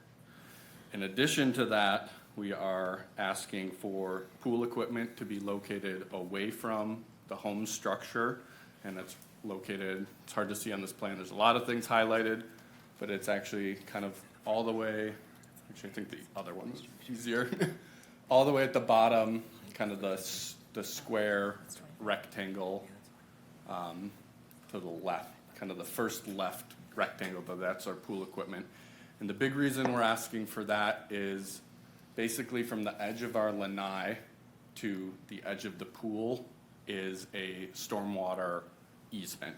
And so that's part of the reason, A, that the pool is kind of pulled away from the structure and all of this is there, is we have some hardscape crossing that easement, but we wanted to get all of the, more permanent structures out of that easement that's serving a detention basin that's directly to our east. And in that same sense, we do have to go through that easement to do the pool and do the pool equipment, but to us it made a lot more sense to run just the singular infrastructural lines to that pool equipment rather than all of the ins and outs that would come from that pool equipment crossing the easement more times than we would in this scenario. So we're asking for that. And then finally, we are asking for the fireplace wall, which is kind of the long rectangular highlight directly south of the spa, and the shower wall, which is the one that's adjacent to the pool equipment, to exceed the, I believe, 4-foot minimum and both be 6 feet tall. The reason for this is to further make this backyard private, because as I mentioned, this is a double frontage. Turtle Lake Drive is the main entrance into this neighborhood, so, and really the only entrance, there's kind of the service drive off of Square Lake, but this is where literally everyone who lives within this neighborhood is coming into the neighborhood, and they'd be driving by and, seeing you at your pool and stuff. So this is just to provide a little bit more screening for us there. We are proposing there is existing evergreen screening fully covering that is probably 20-25 feet high. We are proposing to move those trees to the south of all this, so we will continue to have full screening as you come in off of Turtle Grove or Turtle Lake. So even though these things are going to be 2 feet higher than the ordinance allows, it's going to be completely screened from the other public properties and people coming into the neighborhood. And then finally, along the east side of the property, we do have a retaining wall that is closer, 8 feet into the 16-foot side yard that exceeds in that scenario, we can only go to 2 feet. We are proposing a 4-foot wall, and I will just, and this is primarily driven by, we have a big retention pond right there, and the grade drops off significantly, so this is to couple with that as our driveway goes along there. And then just a little on that. That was actually on our previously approved site plan, but somehow, I guess, didn't get flagged, so we're here asking for that variance as well. That's everything we have. Again, the unique characteristics of our property is we have a large detention basin to the east. We have double frontage. The secondary frontage is on the main entrance to the neighborhood, and we have a 20-foot stormwater easement that runs between the house and all of these proposals for us. I think that covers everything. There's a lot there. Like I said, I'm happy to answer any questions you have. Go right ahead, Chris. Hopefully it's an easy one. So the pool fence, you can see that the gate goes into the structure. It does not go further to the north along the driveway and/or on top of that retaining wall, correct? That is The pool correct. fence ends basically at that gate. Correct. So the rest of that yellow line is just that retaining wall because of that basin with the grade change. That's correct. Perfect. Any other questions? I'll open this to the public. Anyone like to speak on this item? Close the public hearing and bring it back. Mr. Chair, I'll make a motion. So with regard to both the permission request for the pergola, outdoor shower, fireplace, play structure, and retaining wall, I move that these requests be approved as submitted based on the information presented. The applicant did demonstrate compliance with section 42-7.6 standards because the use of these accessory structures is appropriate to the neighborhood, as many in the neighborhood have things similar, and it will not hinder the use of neighbor's property. For the dimensional variance, I'm for the pool fence, pool, spa, pergola, outdoor shower, pool equipment not immediately adjacent to the house, fireplace, and play structure, all located within the Turtle Lake Drive secondary frontage, as well as a retaining wall approaching 8 feet into the 16-foot easterly side yard setback. I move that these be, these variances be approved as requested based on the information presented. The applicant did demonstrate all standards for practical difficulty because compliance with the strict letter of the ordinance would be unduly burdensome due to the fact there is a retention basin to the side of the home. There is a stormwater easement, and this is also a secondary front yard. There is no injustice to the adjoining neighbors by it is appropriately landscaped, and unique circumstances with the property have been demonstrated, just as I stated, and that is not self-created. So, if approved, the motion must include application for all necessary permits to be made within 1 year, and all permits must be obtained prior to installation and construction of the proposed items. Additional evergreen plantings may be required to be completely screen the items we discussed and shall meet or exceed the height of the items at the time of planting, yet you did make that pretty clear what you were planting. It looks to meet that requirement. Yeah, they're very tall. Exist, there you can see the trees. Thank you. So I have a motion and support. Any discussion? All those in favor say aye. Aye. Any opposed? Congratulations. The request is granted. Thank you very much. Calling item 9, 5721 Kenmore Road.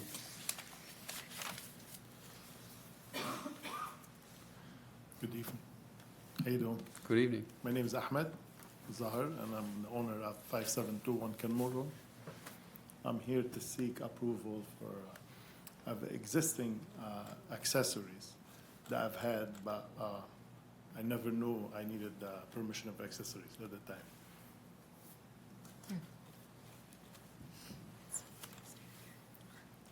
Do you have a sports court? Yeah, we got it approved last year. I think Okay. I was the last guy. And so you got those approvals, but you weren't aware that you also needed approvals for these things? That's exactly what happened. When the gentleman came in to approve the court, and he saw these, they've been there for like 2 years or 3 years, which is a gazebo from Costco that I didn't think. Okay, so these preceded the sports court? These were up before the sports? Before the sport court. Okay. So he came in, he's like, and then we're talking, he's like, what else are you doing? I go, I got a cold plunge or like a hot tub, I'm gonna put it there. He goes, yes, you can do that because you have the arborvitae's around it, and it's like over 18 feet away from the fence. He's like, but this, did you have permission of accessory? And I'm like, no, I never knew. He goes, you need to like just go for the ZBA, and then they can see it. Okay. But I'm within the setbacks and way far from the neighbors, and they never complain. And trust me, I have some neighbors that they do complain if it bothers them. If you remember last year what happened. I do remember that, yeah. Exactly. What about the screening for these? Is there any screening?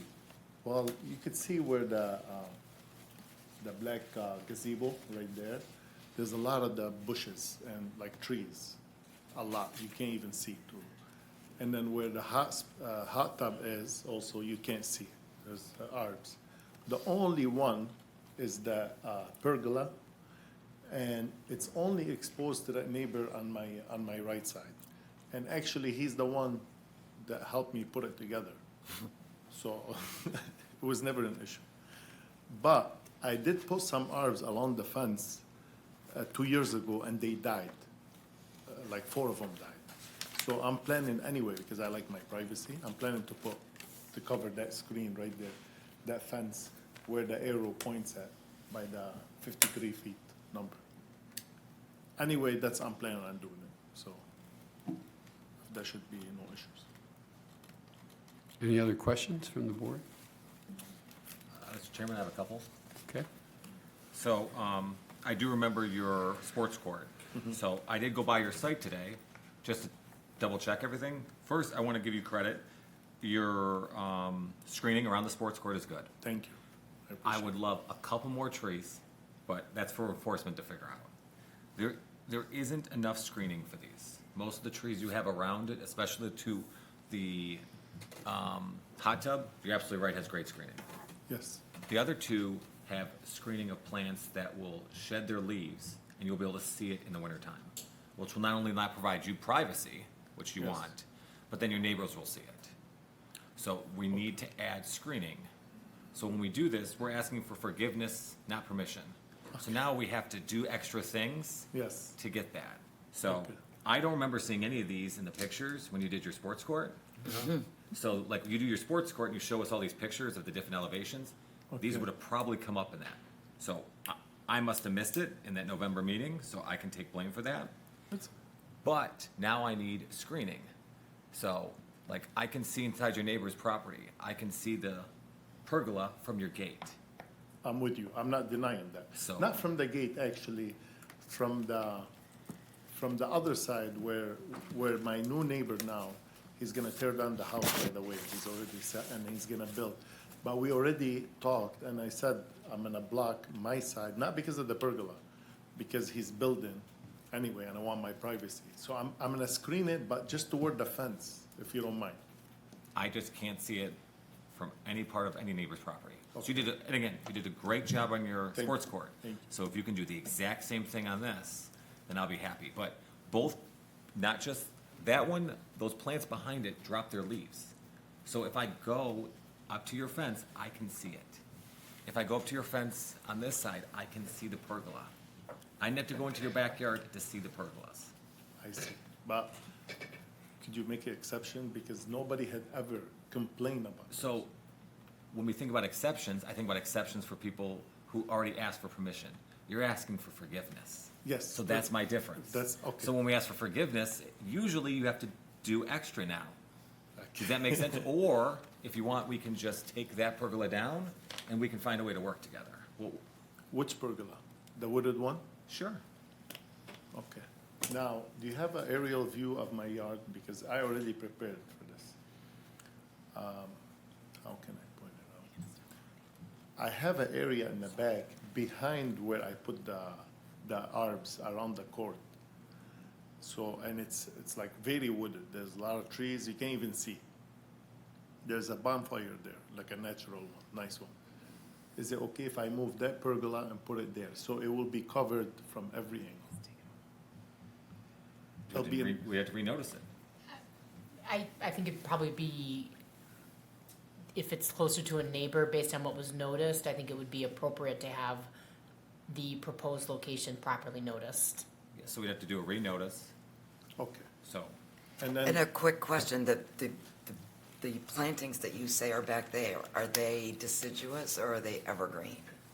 Like you said, it's dense, but yeah, all yeah, year? it's dense, yeah. It's hard to see. Like I said, I'm clearly like stating this. You know, I have, I think most of those are trees that drop their leaves. Yeah. He did plant nice, again, around the sports court, he did what we needed. We need to do that again. So you have to tell me or us if you're willing to plant plantings around those. Can Or I can't vote in I'm favor with of you. it. No, I understand, of So course. even if you put it in that back corner, we might be asking you for I see. the Okay, trees. then is let's- what They I'm all have to saying. be screened. Yeah. Yeah, then let's leave it as is, but is it okay if I put it toward the fence? If I can't see it from the neighbor's property or public view, Yeah. that is great. Yes, and then are you requiring any certain fee, or is it okay right now to like, I'm gonna use the word that you guys used earlier, the softening? Can I get I'm away glad with you're softening? listening. I appreciate that. That's gonna come back to bite us. Well, but this is a different case. Yeah. This is not. Case by case. Yeah, this is So- not the same thing. The highest is not a pergola you retaining have wall. here is 8 feet.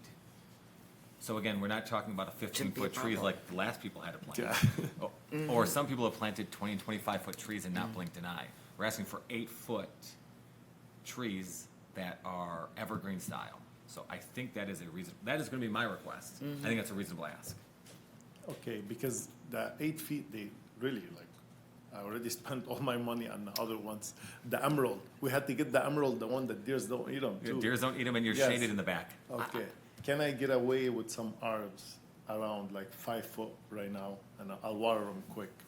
No, real quick, can I? Would that be part of the softening? Can I get Is away it with that? Ahmed? Yes.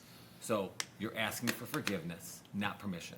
If you came here asking for permission and already did it, I would be more inclined to work with you. But you already did this, and it came about when they followed up on something you already asked for. So I am not okay with you planting 5-foot trees. The rest of my board may be different. I don't want to speak for everybody. Okay. But for me, for one vote, that is a no. Okay. So you can see if somebody else will say.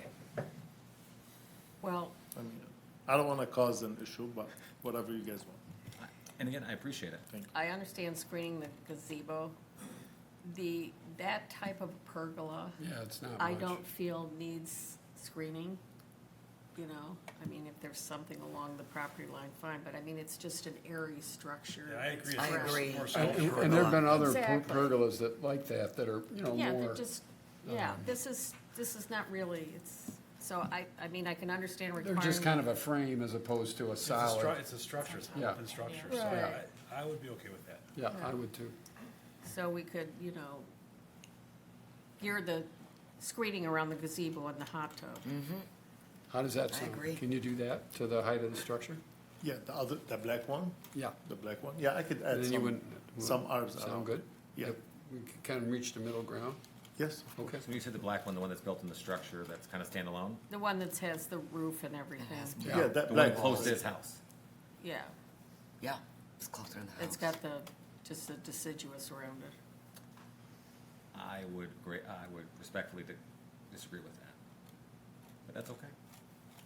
What, I'm sorry, No, so we're, oh, We're still discussing. Yeah, yeah, sorry. We're hopefully. You gonna want have it some- around all of the structures.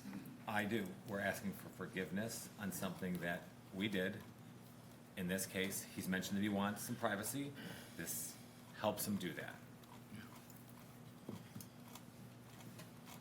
I agree with Carol, that the pergola, its very nature is light that's, and airy. that's what I'm saying. So for me, Yeah, Don't and need again, I screening. think there've been other pergolas like that where we don't require. The most screening. we do is take pictures underneath it, that's all, just for. Now, me. we're discussing, so we don't need any more. Although I appreciate your Yeah, sorry. thinking. So this, why don't we make a motion and Well, we have to do we haven't done the public hearing yet. I'll open the public hearing. Would like to comment on this? Close public hearing. I'd like to make a motion in regard to the appeal at 5721 Kenmore, permission request for gazebo, hot tub, and pergola. I make a motion to approve the 3 structures as submitted. Based on the information presented, the applicant did demonstrate compliance with section 42-7.6 standards. The size of the accessory structures are compatible with adjoining properties.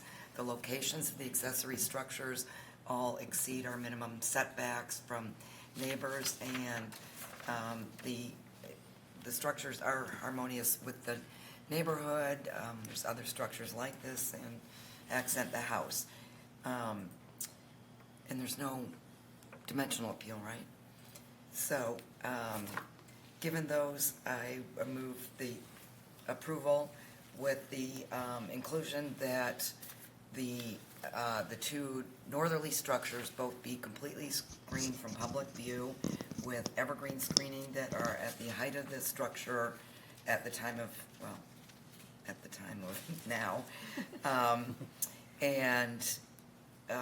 If this motion is approved, application for all necessary permits must be made within 5 business days. given that this is a forgiveness situation. Support. Yeah. So I have a motion and support discussion. So, all those in favor say aye. Aye. Any opposed? Nay. So motion carries 6-1, with the Kalinsky being the single no. Okay. Your request is as modified, so do you understand what you have to screen? You have to screen the Yeah. two, okay? Yes. Okay, and screen it the same way you did the sports court? Same kind of stuff? Really well. The closest, yep. Okay. To the start. All right, thanks very much. All right, thank you. I appreciate every one of you. Thank Okay. you. So, Carol, I'm going to let you run this. I'm going to step away. You can run this item. There you go. Back in the chair seat. There you go. Where are we? Calling item number 10, 1375 Scenic Court. Applicant ready, go ahead. 1375 Scenic Court, Todd Stamper, my wife Pauline, sitting down. Mr. Kalinsky, it's a permission and a forgiveness maybe here. Several years ago, I went in front of you guys. We've done a ton of work to the house. The two pillars that are on the side for the gate, that were put in for the gate, are kind of built into the driveway. Those were put in. Then I believe we came in front of you again for a 6-foot ornamental fence along Echo with pillars. That portion was denied. I was under the assumption that the other two pillars were fine, but they're 6 feet tall. We were just gonna take them down to 4 feet. And then when the design came in for the gate, the driveway's on an angle. So if I put a 4-foot gate on a 4-foot, the gate would end up being like 2 feet. It'd look kind of ridiculous. So if you kind of see how it goes, so there's kind of a little bit of a hardship, and as well as design. The pillars are, you know, they're not, I mean, those two pictures look pretty noticeable. It doesn't look like that, really. You can't really notice them. They're on the side. I don't have any neighbors.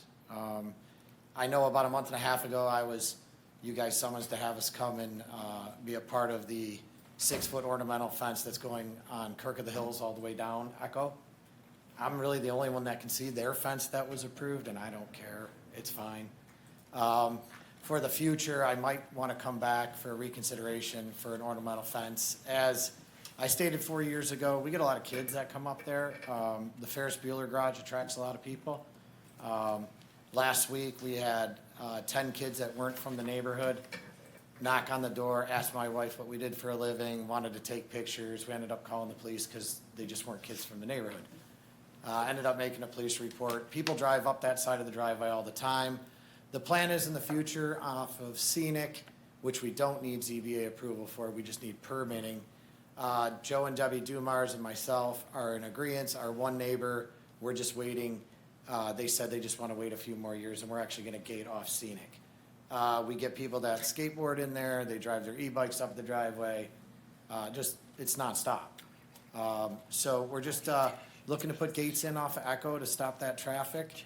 And so a little bit, like I said, permission and forgiveness. It's been a long journey. It's been like 3 years kind of going back and forth. So right now where it stands, the pillars are there. I don't plan on illuminating, even though the wires are there for it. They're capped off. It's dark, and I have some landscape lighting. It's pretty. I'd like the option to, but right now I'm not going to. And the gate will be is set to be a 4-foot gate, but it'll be mounted up higher so that it can, when it opens, it clears the driveway on an angle. Any questions?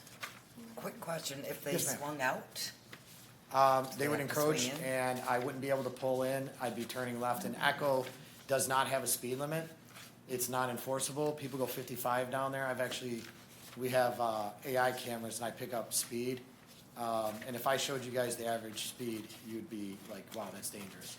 I mean, the kids, especially coming out of Bloomfield High School, it's insane. That straightaway's crazy. It's like Tokyo Drift through there.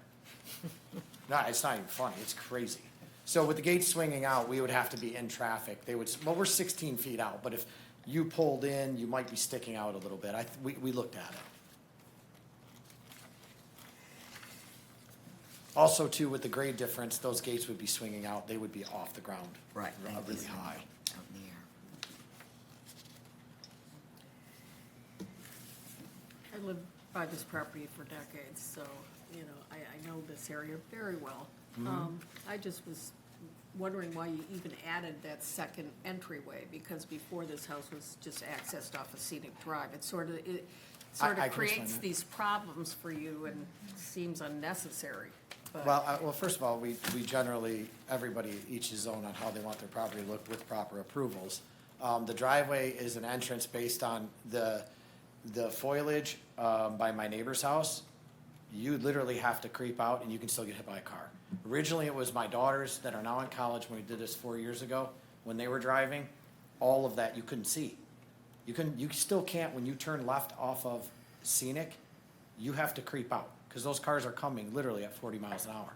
So that gives us both access in and out on both sides, and I like the look of it. And I also, when we put the garage in, wanted that separate entrance. And I believe having a corner lot, also the grade difference, if you remember how the house used to be, if there was a little bit of snow, you couldn't get up the driveway. We had to park in the street. And I remember it this whole was- frontage, though, was all vegetation, where you have this Yeah, drive yeah, that's coming correct, out that's what now. it used to look like, that's Yeah. correct. It was And that kind of prompted the grade being a lot easier to get out of the driveway, instead of the driveway being like this, because it used to be, literally, we'd park in the street. If it snowed when we were out, we'd have to park in the street, I'd have to go shovel the drive. We changed the whole elevation when we did the construction. Any other questions? All right, gonna open the public hearing. I knew there'd be some people here. I remember there were people last time. Come on up. While she's coming up, was that correct? Is there a 6-foot ornamental fence that was approved all along Echo? No, No? no. Because it's all staked up. We did I not got it. approve, we did not approve a fence. We So on turned it Kirk of the down. Hills in their backyard, Oh, no, are you talking about your property? No, across Echo on the dirt road, back along Kirk in the Hills, I see all the stakes. They were just filling in Is that what it was? parts that were, where the fence was missing. Okay, because Yeah. there's several different style fences, it's really Yeah, odd. Yeah, and that's a gated community. sure, yep, So- yeah. Come on up. Yeah, I'm sorry.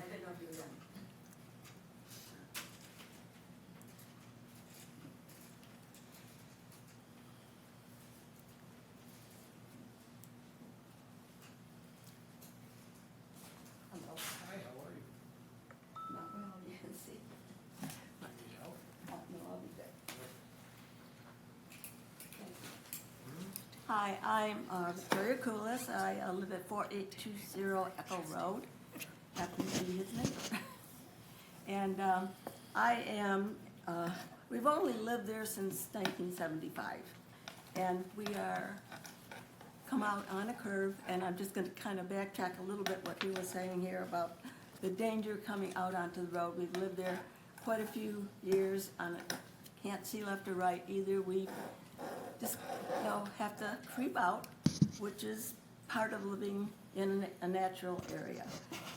The kids he's talking about, I'm not sure, because we never had any trouble with that, but they do run from some of the high school and the middle schools. They do use our road for running during cross-country time, and we don't know that they're there, and sometimes problems happen that way, but I've never had them vandalize or come up and do anything. But going back, on the literature on the, that I was reading just before here, it says that the pillars were going into a front yard, which this is not a front yard, it's a, east of his, it's a side yard, I guess, a side yard that faces Echo Road. And Echo Road is a natural beauty road where I talked about before, and there are certain rules and regulations that govern natural beauty roads and setbacks for leaving nature as it was. In this case, the nature has been destroyed for his entire east side now. He put in boulders, he altered the water flow, he had, what else we got? They put in, took out the natural plants, excavated everything so that he had elevated to make his driveway that he wants to put this gate on. It's quite a steep angle, and so he had to make the driveway at quite a steep angle to get up to where he wanted it to. And also on the, let's see, the south side, they had to actually fill in with the dirt, and he excavated all the dirt into making his, as he called it, the Ferris wheeler garage, to make it where it is. He had to take out all the soil and put in boulders, put in grass, took out, there's nothing that is from the Natural Beauty Road except some tall trees, which are really suffering now. If you go down and look, they are suffering. They're either dead or they're on their way. There no leaves on a lot of them. So that whatever he did with the excavating has destroyed some of the major trees that he did leave standing. Also, next to where he wants this gate, there's another driveway. It's a gravel driveway going back. So he has actually 4 driveways, 2 on Scenic, 2 on Echo. And so that would, I don't know how these things get approved or not approved, or if you have to approve them, I'm not sure how that goes. And I'm not very good at this because I'm talking for more emotion than I am from being correct in a lot of these things. So the gate that he's talking about, when it does open the way he's talking about, will hit the driveway because it's on a steep angle. If it opens and closes from going on the east side of the driveway rather than the west, then it will close. Like he said, the pillars were denied at a meeting that I was at. One of the meetings that we're at, they were denied, and so was the gate that he wanted to add on. And we thought that was sort of the end of it. And so now he wants to, the pillars seem to have been erected. I don't know if they were erected with permission or not, but they're still there, so he's trying to add a fence on the pillars, which I don't know if they've been approved or not, so it's possibly an unapproved pillar, putting an unapproved gate possibly on those pillars. There, I do have a little bit copy if you wanted to look up online what a Natural Beauty Road is. This is not all of it. I put on Oakland County, and there are specifications of how much natural vegetation, soil you need to leave from the road to whatever you're going to develop. And that, I know we have to kind of follow that ourselves. Let's see here. So I'm kind of a little bit at a quandary about the purpose of the gate and taking away all the soil to make that area look the way it looks right now. If you have any questions, ask me, because I don't know if I covered everything I put in my notes here. Does anyone have any questions? Okay, thank you very much for your comments. You're welcome.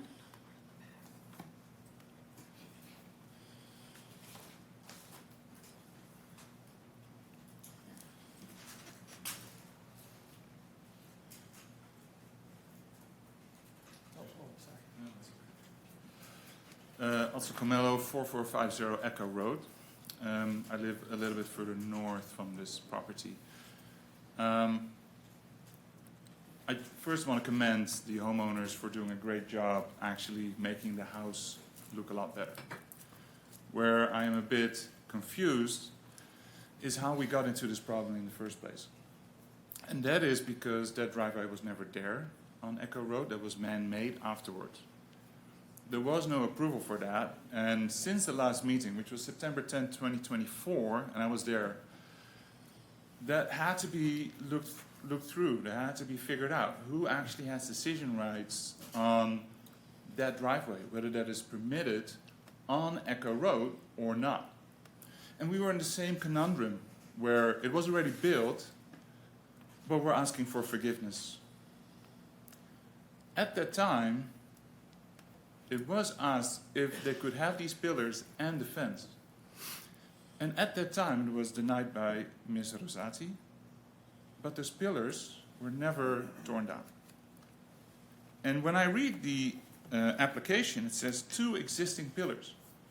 Well, they're existing because they weren't torn down. So I'm not saying that it shouldn't be approved or it should be denied. I'm just saying that this is incorrect. So I would like the zoning board of Appeals to understand that I'd love this to be correct, so that we have correct information for the board to decide on. And I think that's important to note. That's it. Thank you. Thank you very much. Is there anyone else that'd like to speak on this item? So I'll close the public hearing, let the applicant respond. Sure. There's only the 3 driveways. On the side of the stone, the driveway off of Echo, that's just pea gravel. There's trees there, you can't park there. Nobody parks there. The driveway was approved in the original plans when I brought them here. I went to pull a permit, and then the county who controls the vegetation, which we worked out, and Bloomfield has given me a driveway permit. I believe it's ready. Only because the road commission was not requiring you to do the vegetation, which was required quite a while ago. Correct. So it's my at understanding that time, that- we had to issue the permit so we Correct. could have an inspection to ensure that was safe. Correct. But it didn't mitigate the requirement So of I the have the natural features. right-of-way permit, and it's my understanding that the Oakland County Road Commission, who is responsible for the beautification, and we had a plan to put in like 20 feet, because the way the lot lines are, there was like a 20-foot section off of the Echo Road, and Oakland County Road Commission just came in and took 7 trees out of that whole entire area. They were cut down about maybe a month ago. I absolutely agreed with him when I said that to Mr. Kalinsky, that the fence, those 2 pillars are built into the rock structure. They were put in prior to me coming in for all the fences and the rest of the pillars. And that fence and the pillars along Echo were denied. Okay, I don't believe at that time that I either understood that the pillars for the gate were a part of the fence. I thought the fence and the pillars along Echo were denied, because there's a road that was approved to be there. The road was built per your guys' approval, and I always wanted to have a gate. There's a ton of gates in the neighborhood. Right now, it's more of a hardship for me to have a gate to stop access of the public off of Echo and kids riding on my driveway, and anything else is for a 4-foot gate, which is your guys' requirement, those pillars need to be 2 feet taller. I believe the requirement is on the side that if I cut the pillars down to 4 feet, I would have a 2-foot gate, maybe a 2.5-foot gate, and it would look absolutely terrible. So I'm asking the board for forgiveness and permission to put a 4-foot gate on my 6-foot pillars.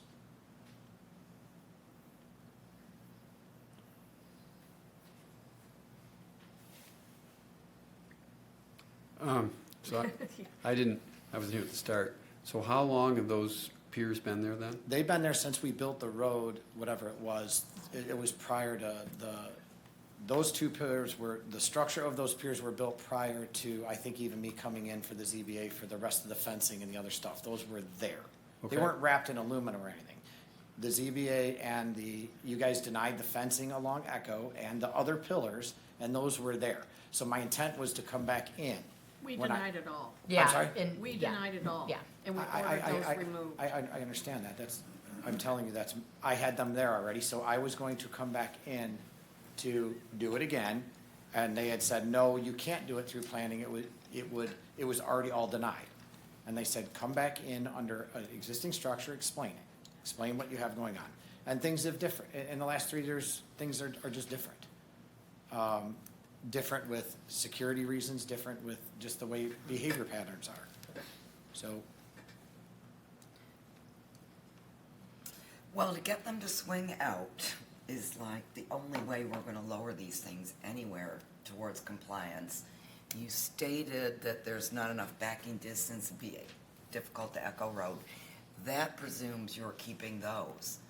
But if you did new pillars, if we approved new pillars further back that gave you stacking distance for 1 car to wait for those gates to open, and they opened out, I guess we I would have to tear up, come I'd back have and to tear show apart us the driveway as well. the Sorry. mathematics or the geometry of whether you can get the piers down to 4 feet and the gates. I actually disagree if they swing out. We have 4-foot piers with gates. What's that? We do have 4-foot piers with gates in the township. So, I mean, Yeah, so yeah. The only reason So I'm I'm asking looking for for the you to extra get to height, that, just and so I you think you understand. can. And I know you said, oh, they won't be aesthetically pleasing, but if your argument is safety and security, a 4-foot gate will stop any of those people coming in, and you might be able to accomplish it by doing a 4-foot gate, moving it back, but you would have to come to us with that. I understand that, and what I'm saying to the board is that I would have to take out those boulders, cut the drive, dig new footings. I can just cut 2 feet off of those and put a 2-foot gate on it and leave it, and then I'm within compliance, I believe. And swing it out, or? No, they can swing it in in? and swing anywhere they want. It would just be a short gate. I am literally just trying to get, so it doesn't look ridiculous. But the 6-foot pillars that are illuminated are still not supposed to be there. Oh, yeah, the illumination. So you've already agreed you will No, leave this I'll non-illuminated? never illuminate them. There's landscape lighting. It's fine. Okay, so they saw the wires there, but, so no Yeah, illumination. I won't illuminate them. And 4 feet tall. Yeah, if I do 4 feet tall, you're gonna see a 2-foot gate. It'll look ridiculous. But I'm definitely not gonna spend the money to tear up all the boulders and move everything back. I wouldn't be able to do that. I guess I have a point of clarification for Andrea. How are we allowed to approve something that was already denied? This went to court. There were, I don't know if there was 1 or 2 court dates. Mr. Stamper could probably define that. And at that point, it was suggested that this comes back to the Zoning Board of Appeals for consideration under a new application. But during that time, I believe there was an effort from the ordinance during that time to remove those existing piers, which was unsuccessful. So here we are with a modified application. I think what the court said is send it back in under this, and if the ZBA denies it, then you're within your right to go to the next level with it. I don't wanna go to the next level. I don't think that I'm really, they're not even quite at 6 feet. They're like 5 foot, like 6 or something like that. We're talking about inches just to not have this teeny little gate and not have to tear up a driveway. The driveway's heated. I can't cut that driveway anyways. There's 7 miles of tubing going through it. Well, if we had seen this or had the proposal, we. I understand that. It was a big project. I made mistakes on it. I'm fully admitting it. I heard from my ordinance officer that the goal of the court, what his attorney wanted it to be argued that he was denied without a reason, so we urged him to reapply. We accepted the application. He would agree to follow the ZBA ruling on the piers. Yeah, I don't know that I recall that a lot of reasons were articulated for our denial. Yep. So I don't know what happened in court. So I remember talking about the driveway, but I don't remember the. I thought we- piers. I thought we- Yeah, it was. Yeah, I don't- I Talked don't- about everything I was don't- back I don't- further. I remember the fence. Yeah. I remember the fence. I don't The remember pier- my the fence gates. I attached honestly to don't. piers. I thought it was for him to, a couple things in the sense that I think, you know, having a gate for security is a good reason. But didn't we talk about how it should be moved back, excuse me, should be moved back a little bit off of this natural beauty, like, frontage? Yeah, there was Or, what was decided? Well, there was a concern at the time that all the natural beauty Right. material had been removed. So Yes. it no longer That's why looked like this it was used to asked look. to be, had taken out. Yeah. Yeah, I mean, to get a gate for security, there's a lot of leeway to get what you want. I mean, I don't know if this is it, but what can we do to help him get a security gate? These may not be it. The only reason I'm here tonight is because the weight of the gates, right, or the way the gates are made with the driveway, it's not a steep drive. You guys have been by I it. hear your point. They just, because they're so wide, it's just gonna hit when it opens. It's more of a hardship. You want the gates to swing out. I don't even know if code will let the gates swing out. I don't think the fire department lets gates swing out. I think gates have to swing in. What about at the top of the driveway? What's that? What about at the top of the driveway? What about landscaping So around it? I that don't know. driveway is really long. If I put it at the top, then the kids can just skateboard down the driveway. It's within the 16 feet limit. I'm within my limit of the property lines. None of that is in parts in question. I'd love to work with you. I've looked at a million different ways to do it. Sliding gates, something that's not fully 18 feet wide, you know, maybe there's a little metal thing and you've got two Yeah. 5-foot gates that give you a 10-foot opening. Only one car's gonna Anything go that through anybody can at get a time. through, yeah. Maybe it's I think what- angled at the I bottom think so what it I'm can clear when hearing it is- opens.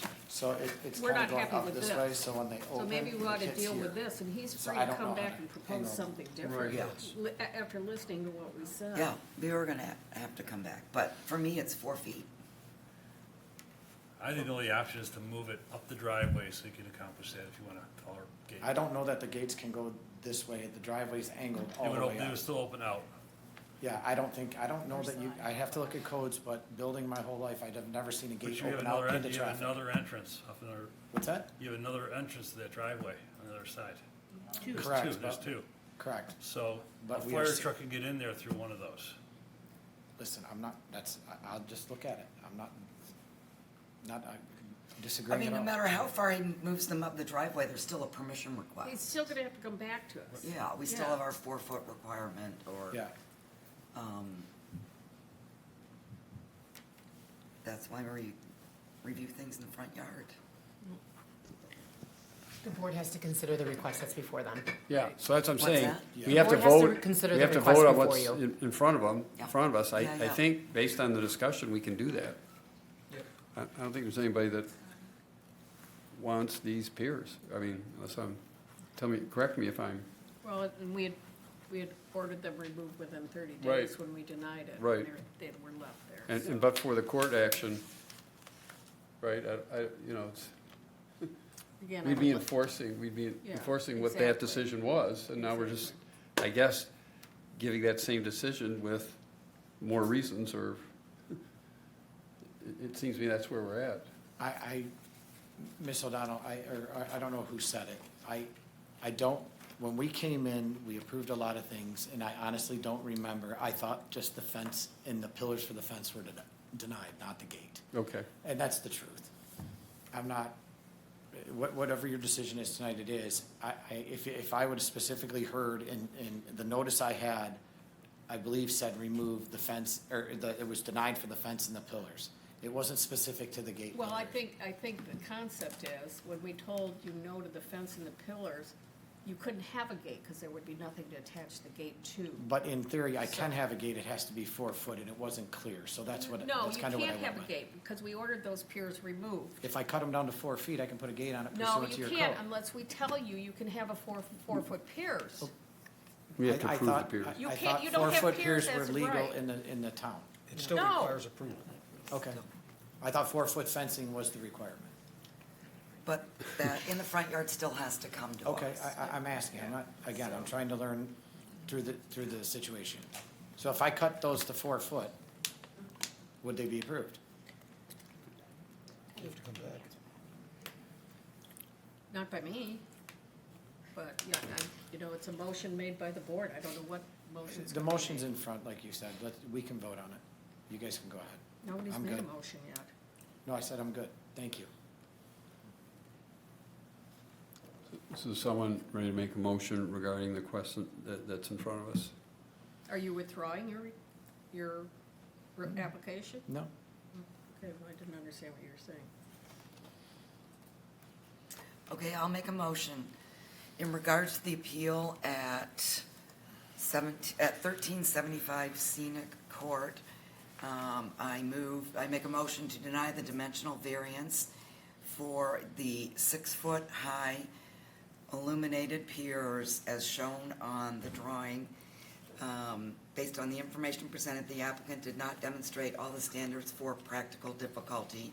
Compliance with the strict letter of the ordinance would not be unduly burdensome in finding a way to have some security on this property with multiple access points, that driveway. There's no injustice to the adjoining neighbors due to the fact of the natural features that could be more readily maintained. And it is self-created. Okay, so that's for the dimensional variance? Yes, for the height of the Yeah, piers. that's all we Or- need. The heights for front yard location. Or the front yard location of the 6-foot piers. Okay, and then the And permission you're request? gonna order them removed? Yes, I don't have language for Oh. that, but if this motion passes, the piers need to be removed until such a time as you want to come back for something Within that 60 has a days. hardship. Within 60 days? Within 60 days, thank you. Of approval of the meeting minutes? Is that what we're saying? Just so he's clear. Okay. Support? So I have a motion and support. Any discussion of the motion? Have we, that's just for the dimensional variance? Yeah, but if that's denied, it, You don't It's need the done. permission. Right. Well, So we could address it two separate ways, but, okay, no, never mind. I feel that we, if this is denied, which, okay, there's a second to the motion, that it gives you the opportunity to come back with something that you can get. So, Okay. I mean, Point of clarification from, I would recommend that that is the case, that you say you deny without prejudice to allow them the opportunity to come back. So that Okay. is up to the Okay. board to make that determination. I would like Okay. to add deny without prejudice to the motion. I support the amendment. Thank you, yes. but he And still it's has on within 60 the days. 6-foot height. So either he can come back within 60 days with a revised plan, or it has to be removed. Is that correct, Andrew? well, these have to be removed anyway, because his revised plan can't be this, Okay. I because just- we've denied it twice. I want to understand it for him, for myself. Denying without prejudice allows the property owner to come back with a new New plan. request. I would say that that would be a completely separate request than the denial that is currently being motioned. Okay. Thank you. Are you clear on that, or you're not, I would think that you are correct. This would get denied. It doesn't matter if prejudice, because I'm coming back in, correct? Under something new. Whatever you want to do, yes. Yeah, Yes. I think Keeping in mind all the things we said tonight, so that maybe, you have a chance. So, okay? so are we clear for the minutes on what the motion states? Yeah, the applicant has to remove the piers within 60 days after the approval of this meeting's minutes, which would occur at the September ZBA. So 60 days from the September ZBA. And then do we have the reasons articulated, because I think that's important? Yes. Okay. All right, so I think we're good on the motion. So all those in favor say aye. Aye. Any opposed?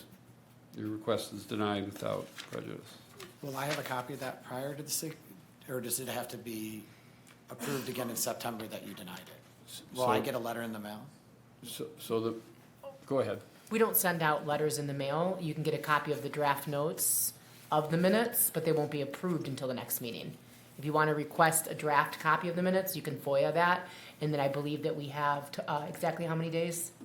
8 business days. Yeah. 8 business days to provide you a draft of You the guys minutes. usually send a letter after a ZBA meeting. I just didn't know if that was, under this circumstance, that's still the case. Probably not for a denial. Usually we send letters for a permit reminder, Okay, but maybe you will be getting a letter to remind you to remove. I guess I will double check, let you know. okay.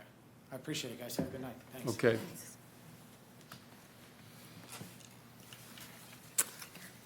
Calling the next item, 11, 3422 Chickering Lane.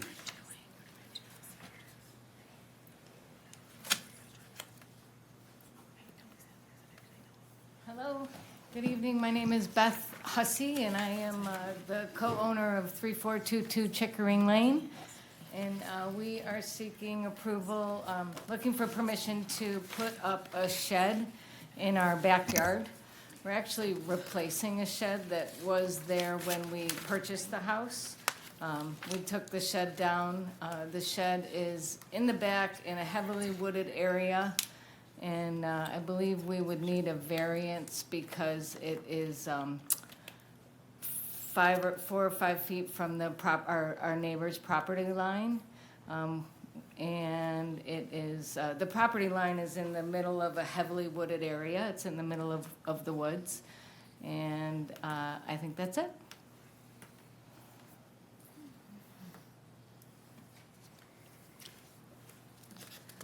So why is it important you have it that close to the property line?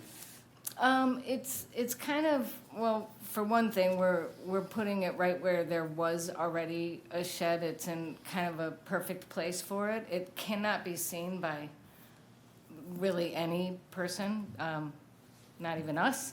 It's kind of surrounded by the woods, so it's perfectly hidden. It's in a great spot. Otherwise, it would be kind of right in the middle of the yard in view of everybody. Any other questions? I'll open this to the public for comment. Anyone that would like to comment? Step I forward. think one more thing, I think we're required to provide screening. The one thing is, I think that's another variance we're asking for because, well, first of all, it's already very heavily screened by all the woods there, and if we were to plant anything, it's so wooded that the sun doesn't shine there, nothing would live, anything that we were to plant. And that's all I wanted to add. Hi, my name is Roy Anthony. I live at 3200 Chickering. I'm the president of the Canterbury Hills Improvement Association. And I went down and looked at the site where the old barn was, or shed, and saw pictures of the winter time with the shed in there, and it's like in a cave of woods.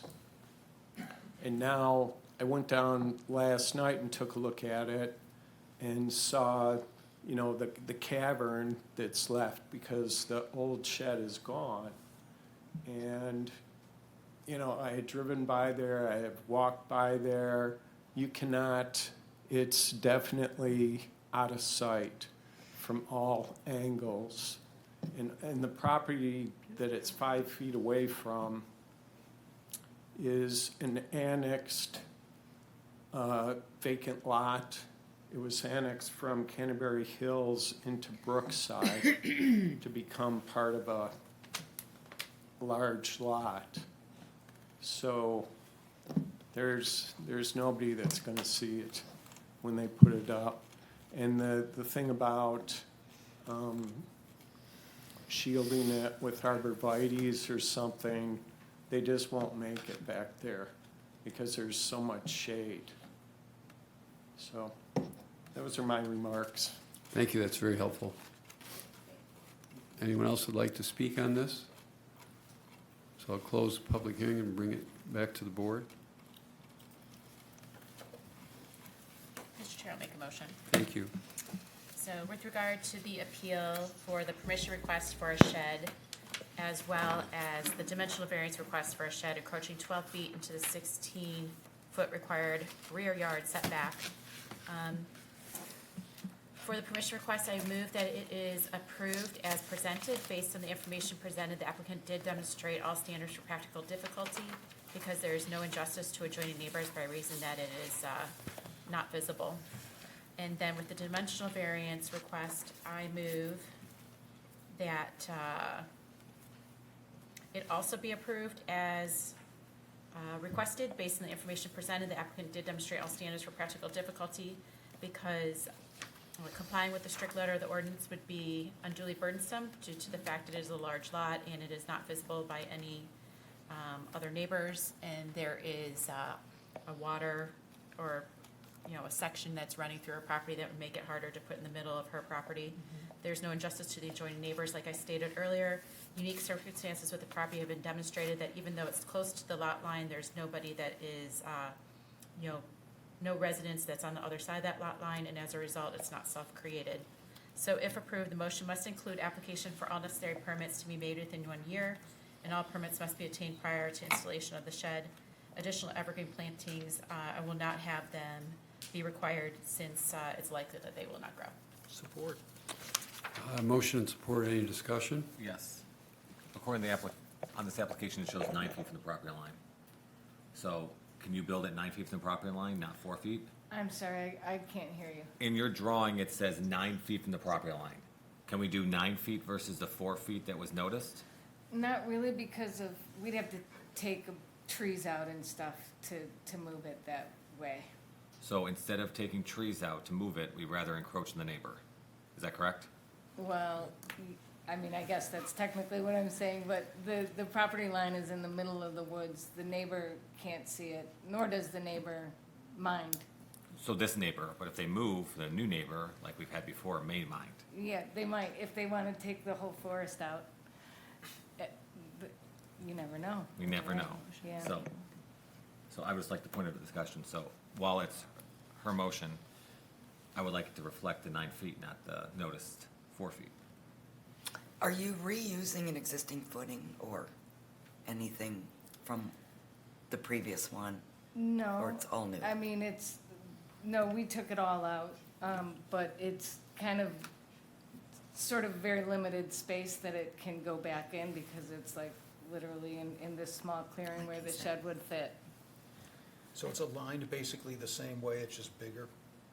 Yeah, we're putting it in exactly the same spot. We're actually moving it a slight bit further away from the property line. It was, I think, a foot closer, so we moved it as much as we could away from that property line, but. Okay. So I'd like to keep the motion as, with the new shed being in the same location as the old shed. Sounds like it's 1 foot further away from the property line. Mm-hmm. I think for enforcement, Yeah, I was gonna say, what we does- just need to, just, Yeah, they need. there was a motion on the table, I think there is a motion on the We have table, so I'll let you guys support. decide how you want it, but I think there needs to be a defined Yeah, we setback. can't, enforcement can't enforce where the old shed was, so. So it's, the old It was shed was noticed at 4 feet. 4 Yeah. feet, so let's keep it at 4 feet. Keep it at 4 feet. Okay. So isn't that what the motion says? Yep. Mhm. Yes. Okay. So are we ready to vote then? Is the discussion over? Any other discussion? All those in favor of the motion say aye. Aye. Any opposed? Nay. Okay. So, Kalinsky. nay. 1 no. Thank you. Thank you. Item 12 has been postponed. We're moving to item 13. 1825 Del Rose Drive.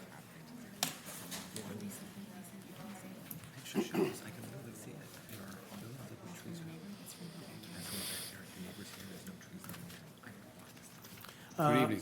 Good evening. My name is Ghassan Abdenoub from GAV and Associates Architect. I'm representing the owner that is next to me, Dr. Zakar. And first, we want to thank you for having us here tonight. And it's been a long night. And thank you for the building and the planning department that been helping us through the process with this project. What we hear in front of you, we started this project in 2025.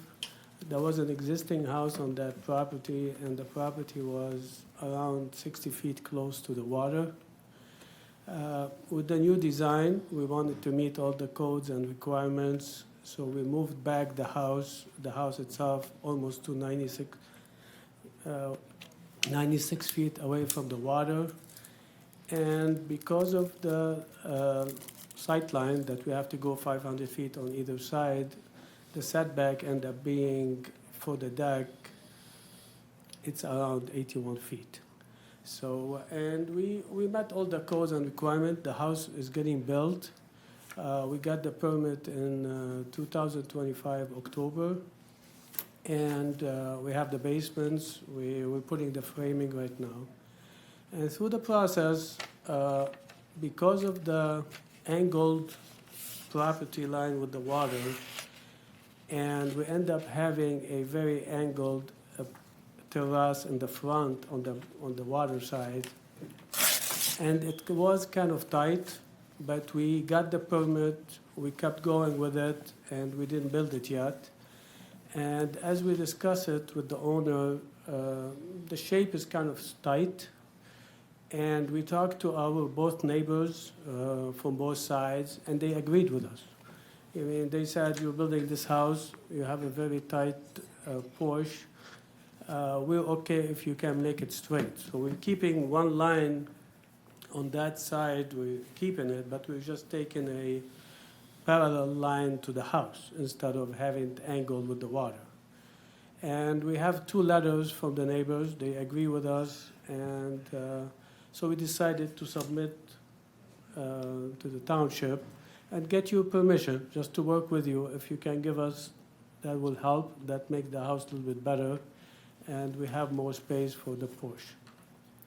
And that was our submitting. We have 7 feet, so that 7 feet will be close, will become 75 feet. For this part of the setback, the minimum setback in these homes are 50 feet. So we're still way away. We're only 75 feet. So, and the existing house was almost 60 feet. So we're working with the township, but we want your help too, to work with us to make that house work better for my client. That's his first house. He's excited. Actually, he's a doctor all over the U.S., and he decided to come back to Michigan. So we're very proud of him, and his family is proud of him. They're here. And we just want to ask that question to you and just get your permission for that. The second variance that they're asking us, we didn't know about. It's actually, we start building the house, we get approved twice, we submitted the site, but once we submitted for that variance, I think the township thought that we need to check if the grading is good on both sides, because the houses, we have a walkout, and the two houses are a little bit higher. So we do have these retaining walls that was approved, and I think in the code you have to be 2 feet or minimum. I think we have 2 feet 6.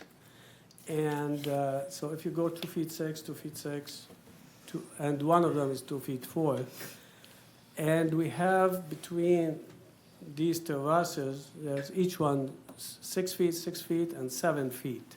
So the requirement may be 8 feet, but these have already been approved. We didn't know that we need to get a variance for them.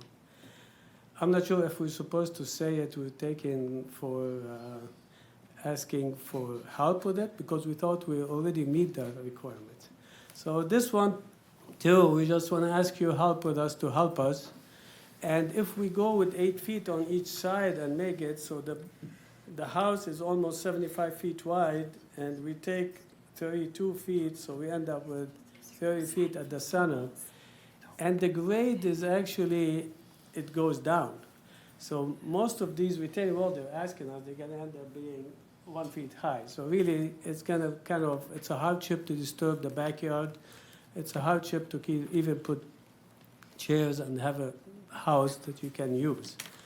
So we're here to ask for these two variances. The one we knew about, but we just want your help for it. The second one we didn't know about, but we just want to ask your help for it too. And I can answer any questions you have. And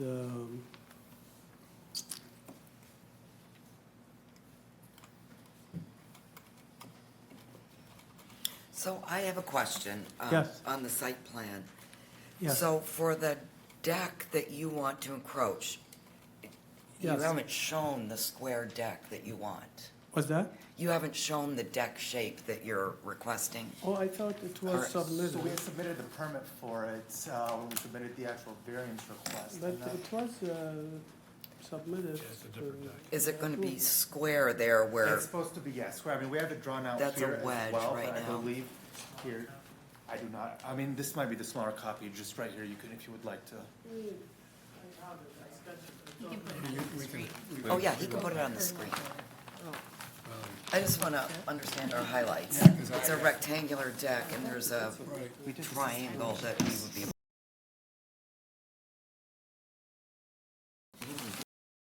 That is. I don't know what that was either. I don't know if that was for something else. Yeah, it's And then right I here was on the trying to bigger look one at the too. area That was of submitted. the other houses, so the house next to it's good.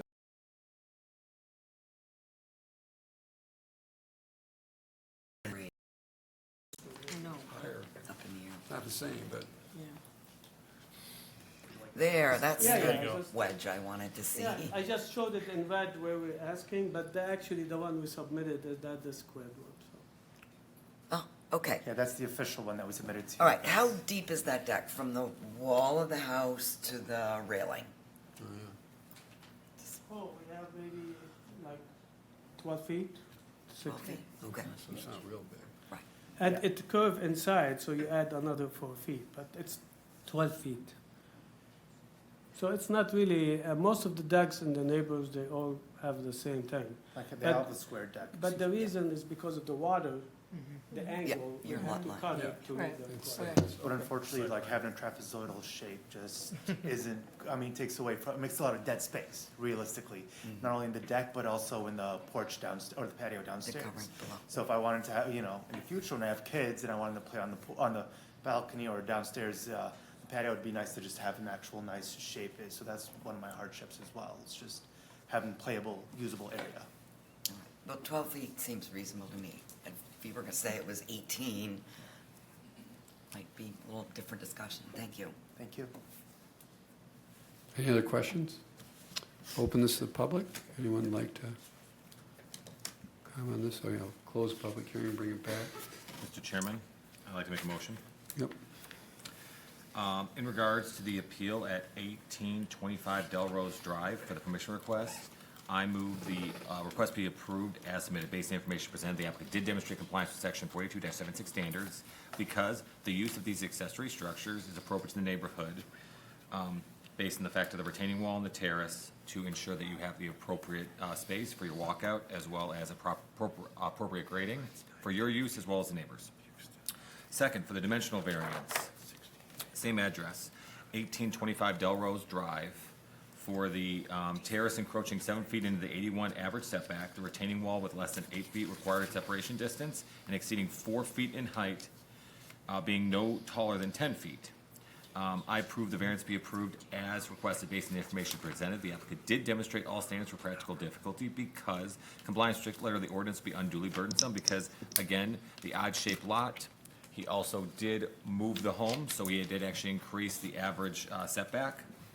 There is no injustice to the adjoining neighbor by the reason of the fact that other neighbors have a similar thing, and we are still making it better than it was prior to you guys starting your construction. The unique circumstances of this property have been demonstrated in the fact, again, it's angled to the water, which creates angled and separation for all those.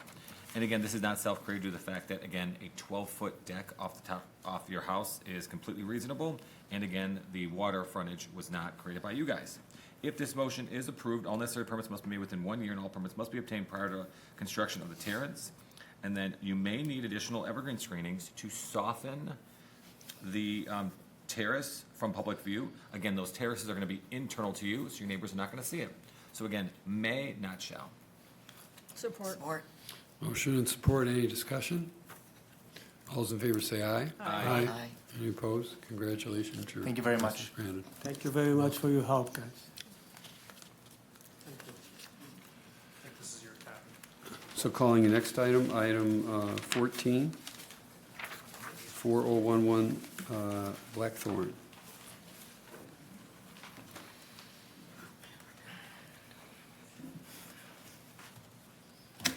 Good evening. My name is Ken Zurich. My wife and I own 4011 Blackthorn Court. And I'm here today to ask for approval and variance to add an additional detached garage. I currently have a home built in 1957, and it has a 6-foot door opening with a 7-foot tall plastered ceiling. And I love automobiles, and I have too many, and I need a truck, the current attached garage. So I have a pretty good sized lot, and you can see here, I'm on a cul-de-sac.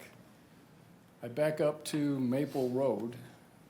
I'm all 4 corners of my lot, except the bit of 40-foot frontage on the court, is covered with trees and pine trees and arborvitae, including the length of my driveway. So the only person that could possibly see a part of this new garage is if someone were standing in my driveway at the court looking along my home. You might be able to see that upper right corner of the garage. And if so, certainly could plant some kind of screening there. The other part of this variance, I guess I should say the part of this variance includes the height. So I'd like to have a 10-foot ceiling in this garage. for eventual someday, perhaps putting a car lift for additional storage and/or the use of a Tahoe or Suburban to be able to park it in there appropriately and not in my driveway currently. My architect, Paul Weir, is here with me, and he's drawn up a garage that looks exactly like the house. We currently have a garage door with the panels along the right side. We have brick columns on either side of the door, and then white siding along the peak. So the second garage will look just like it. And the height, frankly, with the 8-foot door is very proportional to the current garage with the 6-foot door. So I'm asking for permission to build that and to allow me that variance of the height of the garage. Thank you very much. Any questions from the board? Do you have a basement? Do you have a basement in your current home? Part of it is based. So your other need is the fact that you don't have enough storage in your current home? That's part of it, certainly. I have, in fact, we're debating about what now is, who's gonna have what in what garage if this gets approved. And are you planning on truss in the garage or stick building it? I'm sorry? Is it gonna be trussed or stick built? Will be rafters. So you can get the extra height? Yes. I think I know where you're going. Yeah, you need more than 10 feet to put a lift in, I think, from my experience. Well, that's maybe So you wanna talk I to him? requested a 10-foot, but the builder wants to put it up on a block or two first. So the ceiling may be 10.6 or 10.7 or whatever he lastly described it. I don't recall the exact height. In my experience, you can get them in 10 feet, the lifts and whatnot. But it's gonna be a very shallow, most of the lifts, this isn't, I'm just providing some, Yeah. everything, most of them are 12 is what, depending on the Okay. type of car you have. Yes, you can get it. I have a garage that's 10 feet. It is a very tough lift, depending on what type of cars you have. Yeah, So, I understand. You could always scissor truss it inside yeah, and get more height. that's what I did. It's not something we discussed that detail. All right, well, I just feel like it's a little tall. I mean, you said that it matches, the architecture of the house, but your eave on your house is probably only 8 or 9 feet, and the eave on this building is 11. It's gonna be quite a mismatch. If you could, I don't know, a little more scissor trussing and a little more Well, massaging. No, I But understand that's that. just me. If I could give you another piece of data, my neighbor to the north, which would be the only one that possibly could see if she crouched down and looked under the pine trees, she's up on a hill. So her house is up there, and my garage, even with that 7-foot, Okay. 2 feet higher ceiling would be She can't see it. way lower than her house. That's good to know. Any other questions? Open this to the public. Anyone like to comment? Close the public hearing and bring it back. With respect to property located at 4011 Blackthorn Court, I would move to grant the permission request for a detached garage because the applicant has demonstrated compliance with section 42-7.6 standards. An additional garage is not atypical, and that kind of structure is compatible with the neighborhood. With respect to the dimensional variance, I would move to approve that as well for the height and the fact that the structure would exceed 50% of the ground floor area, for the reason that the applicant has demonstrated practical difficulty. Those practical difficulties are by virtue of the location of the property, which backs up to Maple Road, very heavily traveled road, the odd shape of the lot on the cul-de-sac, and the location of the house as it sits on that lot, because it was put in 1957, as he says, and it's angled in a way that it sort of limits the area that can be built upon. And there would be no injustice to the neighbors by virtue of the existing foliage and the fact that the property sits lower than the adjacent properties, and this is not self-created. If approved, application for all necessary permits must be made within 1 year. All permits must be obtained prior to construction of the detached garage. and a single-family affidavit is required to be submitted to the township. I'm not going to require additional screening on this. Support. Motion and support, any discussion? All those in favor say aye. Aye. Aye. Any opposed? Congratulations, your request is granted. Okay, thank you. Calling item 156580 Red Maple Lane. Good evening.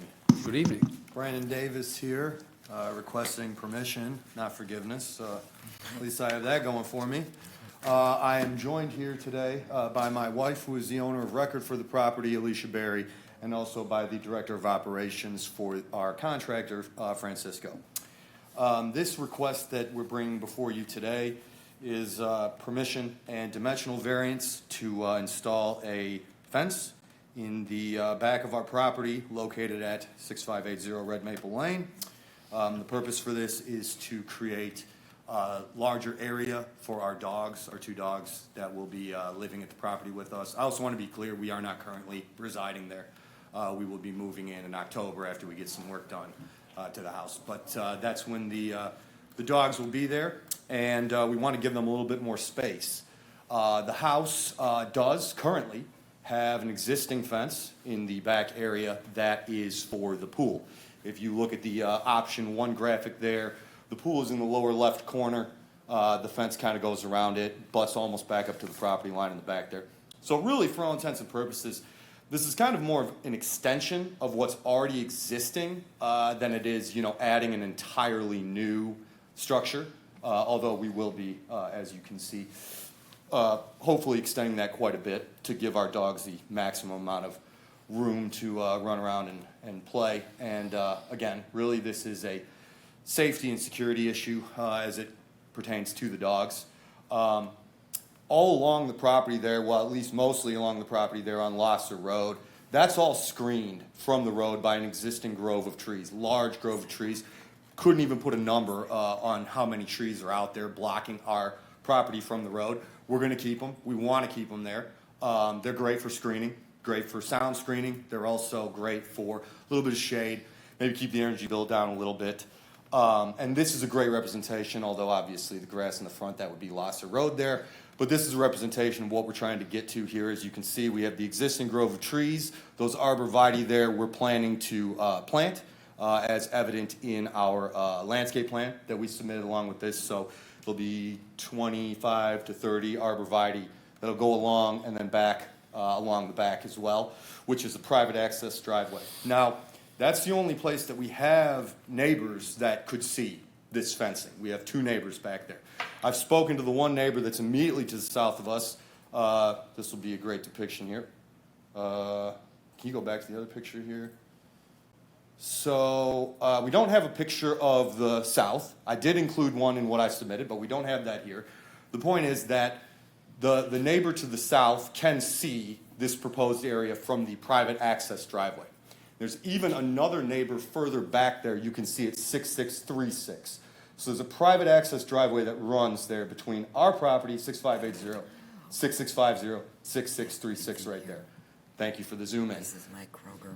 In my discussions with the owner at 6650, not only did he voice support for what we're proposing to do here, he had also indicated that he and our other neighbor there, who I have not spoken with yet at 6636, were planning on putting arborvitae along their side of the private access driveway.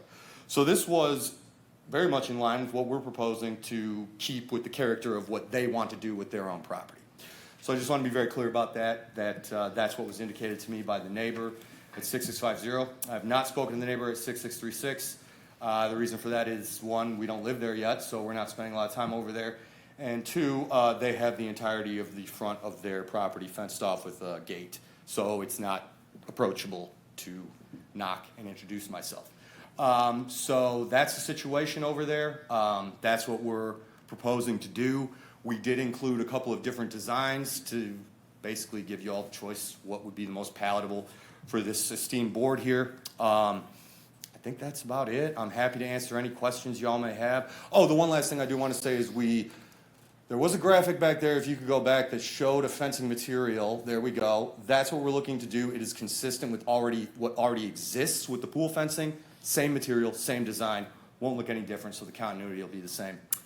And that now is all I have. Happy to answer any questions you might have. So let's go back to the picture with option 1 and option 2. Mm-hmm. So those are, you're saying we can pick?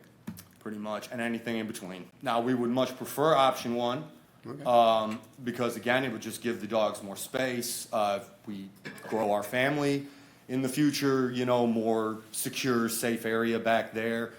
And that's really the main thing, you know. Obviously, with the pool, we're going to be using that space for hanging out and whatnot. So really just trying to get the most that we can out of that particular part of the property. We'll probably be talking about screening, but I have another question.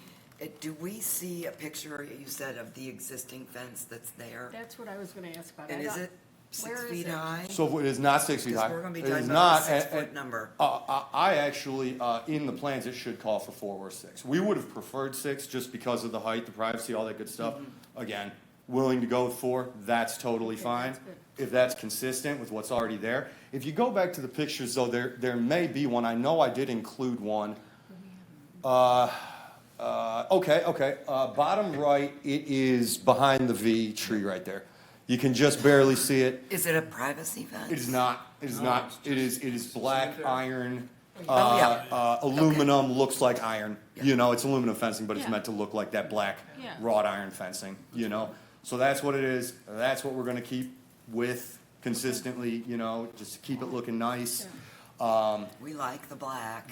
You know, It's nice. sees through and everything. It is nice. You know, we got a little guy, so we may have to do something to keep him from pulling a Houdini act through the bottom there. But we'll cross that bridge when we get to it. Dog or kid? Yeah. Oh, definitely dog. Definitely dog. No, Benny. He's a Put little a dachshund. helmet on his head, so he can't. Yeah, you know, we got to get him a necklace. Okay, yeah. Well, you definitely have a unique lot, I guess. I mean, the outlines of that amount of fence, maybe we're somewhere in between. It's more a question of, I think you've heard us tonight talk about screening on the outside. So where you put the fence relative to your property line to fit the evergreen, arborvitae kind of things. Indeed. So- And again, the focus will be on behind that grove of trees there. We don't want to disturb that. We want to leave it as it is. It's nice. It keeps our property screened very well, and we just want to add to it. We were already planning on adding more to it anyway. So, you know, just making it as full as possible and, you know, So that's on the Lasser side. Correct. So your option 1 is showing the fence, you know, in, I don't know how many feet, but Closer probably than what we would end up with. And I mean that to say that even if you were to say build it however you want to build it, that drawing wouldn't I know, yes, but you wouldn't do, I understand that, but it would be further back. So the trees that are there on Lasser, are they evergreen? Some of them, The way you yeah, put there's it? so Some, many but out not there. all from the pictures. Are they in the easement? And They're are not on they your in the property? easement? Yeah. No, they're past, Are they they're on your property? on our property, yeah, as far as I know, yeah. Can we see the aerial again with the, Because whatever screening you do, yeah, can you zoom in on that a little bit? If you really zoom in on that, you can see, I mean, it's full. It's trees, it's shrubs, vines, you know, you can't see our house through there is the Well, what's point. interesting too is it's across from commercial property. Mm-hmm. So it's not like That's we're trying true. to screen the neighbors across the But there's street. a sidewalk, but there's a walking This path is Yeah. true as well. with sidewalk. people, and we don't want the dog running right up to them, right? That's one of the big things we've talked about, Yeah. Correct. Well, which is why we talked about some of those setbacks. Mm-hmm. But you offered the latitude between option 1 and option 2. there's a lot of space between the two. There of is, them which is for great, because you I'm to- not in favor of option 1 because I need the space, not only for your screening, but to make sure it's safe for both your son or future family and that dog. So, is option 2 16 feet from the property line? How far is it? Because your other need is the fact that you have 2 frontages. Correct, that's the other thing. This So- is an anomalous property here. Thank you for bringing that You're up. welcome. It's So like let's- half the properties in Bloomfield. Yeah, it's gonna It be- is. So Yeah. can we Got a go, lot, Tom, double can we go back to his option 1 and 2?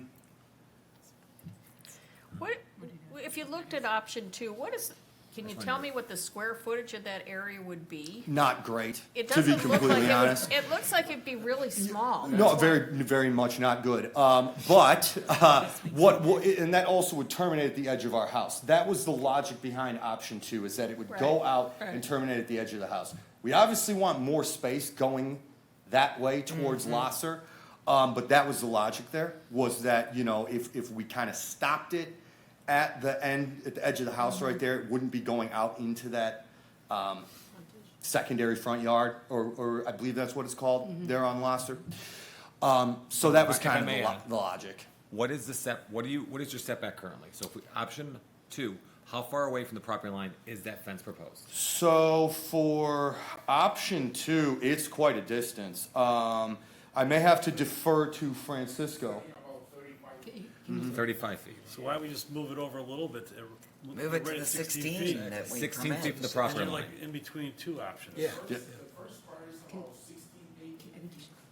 Okay. So, Oh, Francisco, yes, my contractor here, Francisco. I'm sorry, this Francisco from Allowance Landscaping. Yeah, the first step, the first option for the property line is about 16 feet, 18 feet around it.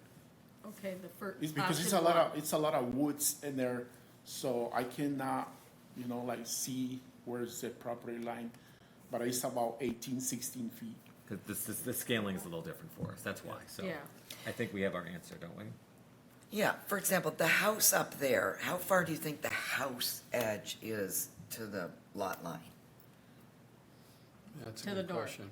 You know? To the north or Yeah. to Lasser Road? To Lasser Road. To Lasser From Road? Lasser Road to the That's side of your not house. Maybe about 50, 60 feet? Yeah. Yes. Yeah, it's Yeah. quite a space. Bring it right to 16 feet and you're good. So, you Which is wouldn't already need a a variance. variance if you came in from the lot line 16 feet. So, Well, it's still being a secondary front. exactly. Secondary Oh, it'd frontage still be- anyway. That's Yeah. the, But- exactly, Yeah. that's the issue, Yeah, the secondary somewhere in frontage. our Yeah, wheelhouse. we're gonna end up in the secondary front yard anyway. Mhm. I No know. matter what. That's why he's getting whatever he wants. And then return it to the house somewhere Mhm. that makes Ex- sense. Somewhere if exactly. There's a side door. All right, I think we've got a good number. I'd like to open this to the public. Oh, yeah. Anyone like to comment? Close the public hearing, and are you like the 16? Yes, Okay. yes. Mr. Chairman, I'd like to make a motion. Okay. In regards to the permission request at 6580 Red Maple Lane, I move that the accessory structure be approved as, we're gonna call it amended, based on the information presented, the applicant did demonstrate compliance with section 42-76 standards because use of this accessory structure is appropriate to the neighborhood as other people have dog fences. Second, for the dimensional variance at 6580 Red Maple Lane, in regards to the variance for the secondary frontage associated with the fence, which we're gonna do 16 feet to Lasser Road, and we're gonna do you know what your southern lot off was? Like, we're right on the edge right there, on the southern line, yeah. Is there enough room to put, so I need like 3 feet? Yes, yeah, yes. Would be the minimum, because Yes. you need to be able to put an arborvitae. Yes, correct, and there is.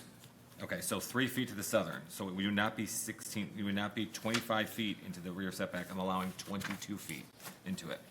Based on the information presented, the applicant did demonstrate all standards for practical difficulty because compliance strictly ordinance would be unduly burdensome because again, he's matching the current pool fencing and he is gonna ensure that the dog does not create any type of safety issues for his neighbor as well as for the pool. There is no injustice to the adjoining neighbors by the reason of we are completely screening it with arborvitae plants to the height of this fence. The unique service of the other property have been demonstrated in the fact that it has 2 frontages as well as a access road behind it. This is not self-created because again, this is a lot that was platted prior to you guys buying it. If this motion is approved, all applications for permits must be made within 1 year and all permits must be obtained prior to the installation of this dog fence. And again, I will require evergreen screenings to the height of the dog fence, which is 4 feet at time of planting. Support. Motion and support. Any discussion? All those in favor say aye. Aye. Any opposed? Congratulations, your request has modified, it's granted. Thank you. And I just want to commend you. It's late in the evening, and you did a nice job with your presentation and a lot of energy, which a lot of people are running out of gas by this point in the evening, and you had good energy, so And you brought your Thank you expert. very good for you. much. All right. All right. So calling item 16, 7480 Bingham Road. Good evening. I'm Jen Birch. I'm a regional property manager for Glens of Bloomfield, which is a 145 unit apartment and townhome community at 14 Mile and Telegraph. I'm here today with my trusted Action Fence, which is Beacon's fencing provider, here to seek approval on a dimensional variance on fencing requirements to install a dog park community for my residents. And the dog accessory structures that are affixed to the ground. Yes. And those. Okay. And all of your residents are interested, or you've polled them? It's an amenity that they want? It and is, yeah. Others won't be complaining? No, so we've actually been putting a lot into the property. We recently installed a fitness center. The dog park is part of our plans to enhance the exterior. So many residents nowadays have pets, and we're trying to make the space more usable and enjoyable for them. And you really can't see this from any road because it's in the interior of the, Correct. So we're heavily wooded along that primary fence wall. And the only way you would see this is if you were to drive onto our property and approach further in. That is the best location for our dog park based on, you know, the space and the land that we have and the distance away from the parking lots and the buildings. any other questions? I think this That's is a really great, nice idea. Yeah, it Yes. is, yeah. it's a great investment for Yeah. your residents, and again, just And another actually, great space. Must be right up the street, at added the amenities. other end of Lincoln Hills, there's a dog park, but that's the city of Birmingham, and you have to buy a non-resident pass to use that, and it's used quite a bit, so this is nice. I'll open this to the public. Anyone would like to comment on the dog park? Close the public hearing. Motion? I'll make a motion.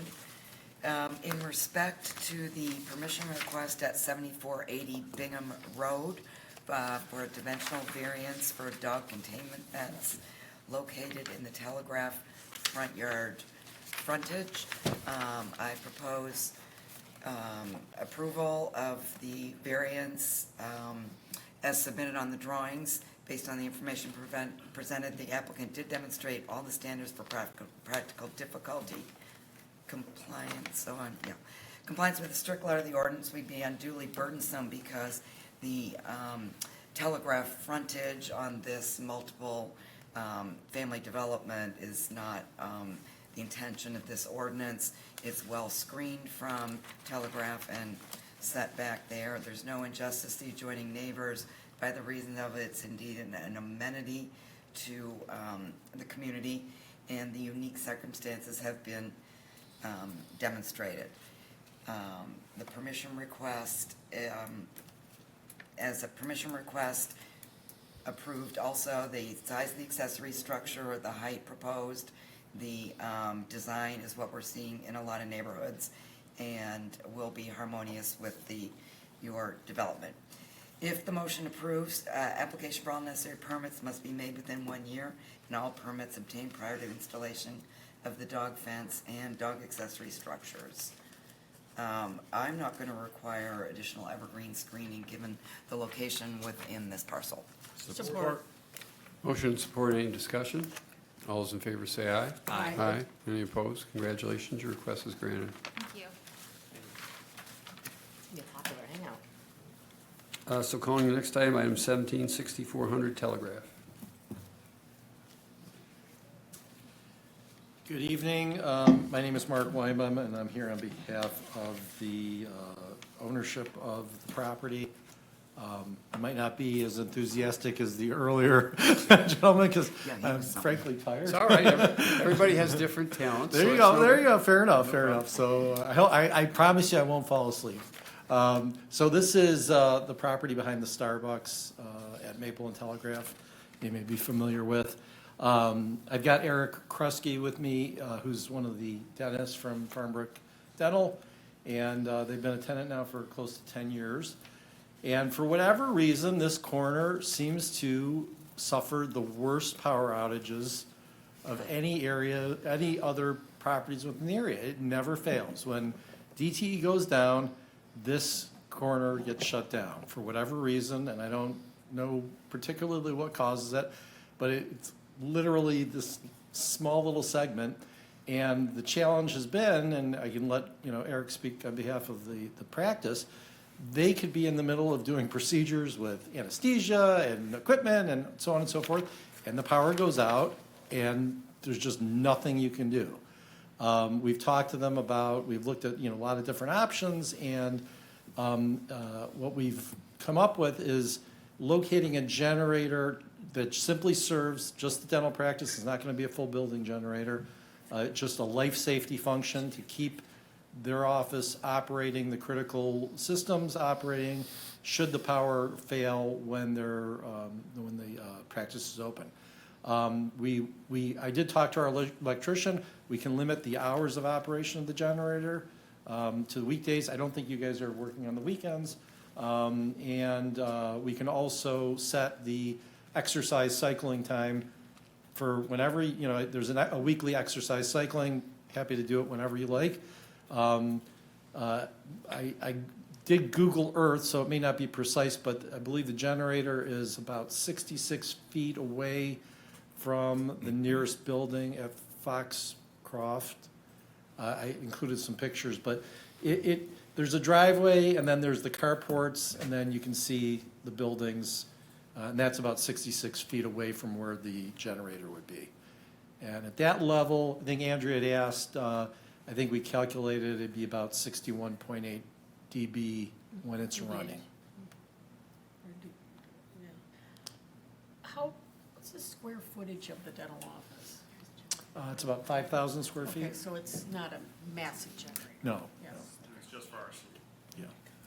Okay. And so so it's just Monday through Friday, what are the hours of operation?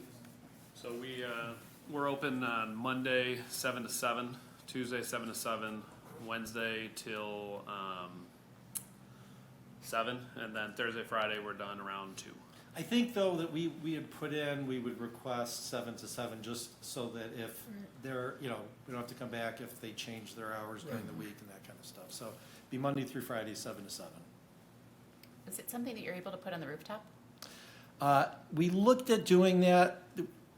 We didn't contemplate it originally, and so we really don't have the space for it. Like, we have rooftop units up there, and there's some structural components that are involved with that. So unfortunately, we didn't design it around that, not really having a lot of prescience, thinking that that would be a good thing to have in hindsight. It would have been a good thing to contemplate, but unfortunately, we're coming in long after the fact. So at this point, no. And so, I'm sorry, you said the decibel level of the generator when running is 65? No, we calculated that, and Andrea, I don't know if you talked to your engineer at all or not, but we calculated based on the specs, the 100 kW unit at 66 feet would be approximately 61.8 decibels, at the point of the nearest apartment or condominium. And I don't know if that's consistent with what you. I don't know if you can have any information on this, but do you know if they typically go out when you do? I believe they do. I they're think on it's the just same that bad one, circuit I or think it is whatever. that one corner, You but know, that's a good question, So when yeah. it's running, Yeah. some of them, Yeah. theirs might be running, Yeah. it's in an emergency. It seems to just situation. hit, I think it hits the But- the shopping center where, where Trader Joe's is, across the street. yeah. It hits us, and I think it hits Foxcroft. I don't think it goes much beyond that. It just, Are there any other generators on the property? Any other tenants that have generators? No, and this would be the only one. First one. And so what's the decibel level right at the unit? Do you know? I think it was, was it 72 at the unit?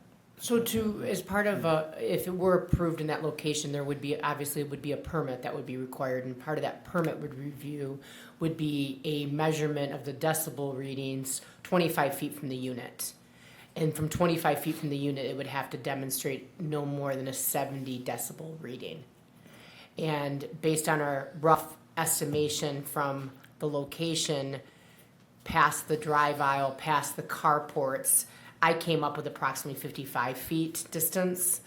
But again, all of that would have to be reviewed and would have to meet the decibel reading at the time of a permit. And if, in speaking to our electrical inspector today, is that there are ways that there is sound mitigation opportunity for generators, but obviously we don't want to lean onto that. We'd like to see that it complies with that decibel reading at that 25-foot measurement. And we would require screening anyway, which is going to help with that level as well. Well, there's actually a row of arborvitae's there. There's the fence, there's the driveway, and then there's the carports. So there's quite a bit of stuff in between. So you couldn't put any more in? We could, I'm just not sure that, I'm not sure that like, I think I've got some Is pictures. something that'll make a difference? Yeah, I'm not sure that it would really appreciably do The wall anything. will probably stop it, right? And I also was told that because I showed him the specs Yeah. that you shared with Yeah. me, and he did say that it does have an option to have it on silent mode when it's doing the test run. So it sounds like that would be another option as well. Okay, I didn't. And that's something. I'm glad that someone we read could- that. Yeah, that's something that we could require as well. And remember, this, I can't speak for the doctors, but I suspect that when the power goes out, they're not gonna be, they're gonna be finishing up what they're doing and then closing the office. I don't imagine they're gonna be, I mean, I don't know. Ideally, this is for patient safety, finishing what we're doing, patients that are under anesthesia, because power goes out, we're in the middle of procedure, it's hard to even It's not like a temporize. home use where you're keeping the refrigerator Correct. running. No, we and want, you it's need it all safety night. feature, Yep. or safety, patient safety is the number one reason. Okay. So the idea is finish up whatever they need to do while the power's out, then I suspect the office closes, until it restarts type of thing. And this is just for the dental practice, right? Strictly for the dental practice, yeah. How far is it from the property line?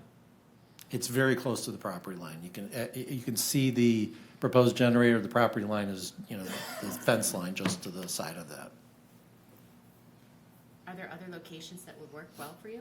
No, we've tried working on this for like over a year. I looked at possibly putting it over by the dumpsters, over closer to Bose, and from a practical standpoint, it was just, it got crazy trying to figure out how to economically and feasibly installing a generator that far away from the practice. The generator is right across the street from the meter room.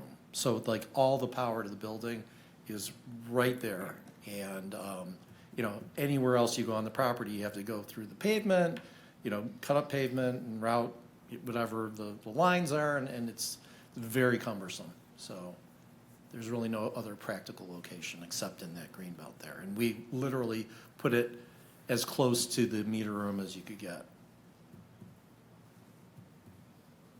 Any other questions from the board? Because we know we're going to hear from the public. All right. I'm assuming those who'd like to speak on this, raise your hand. Okay, so I'm opening a public hearing. Why don't you come up and...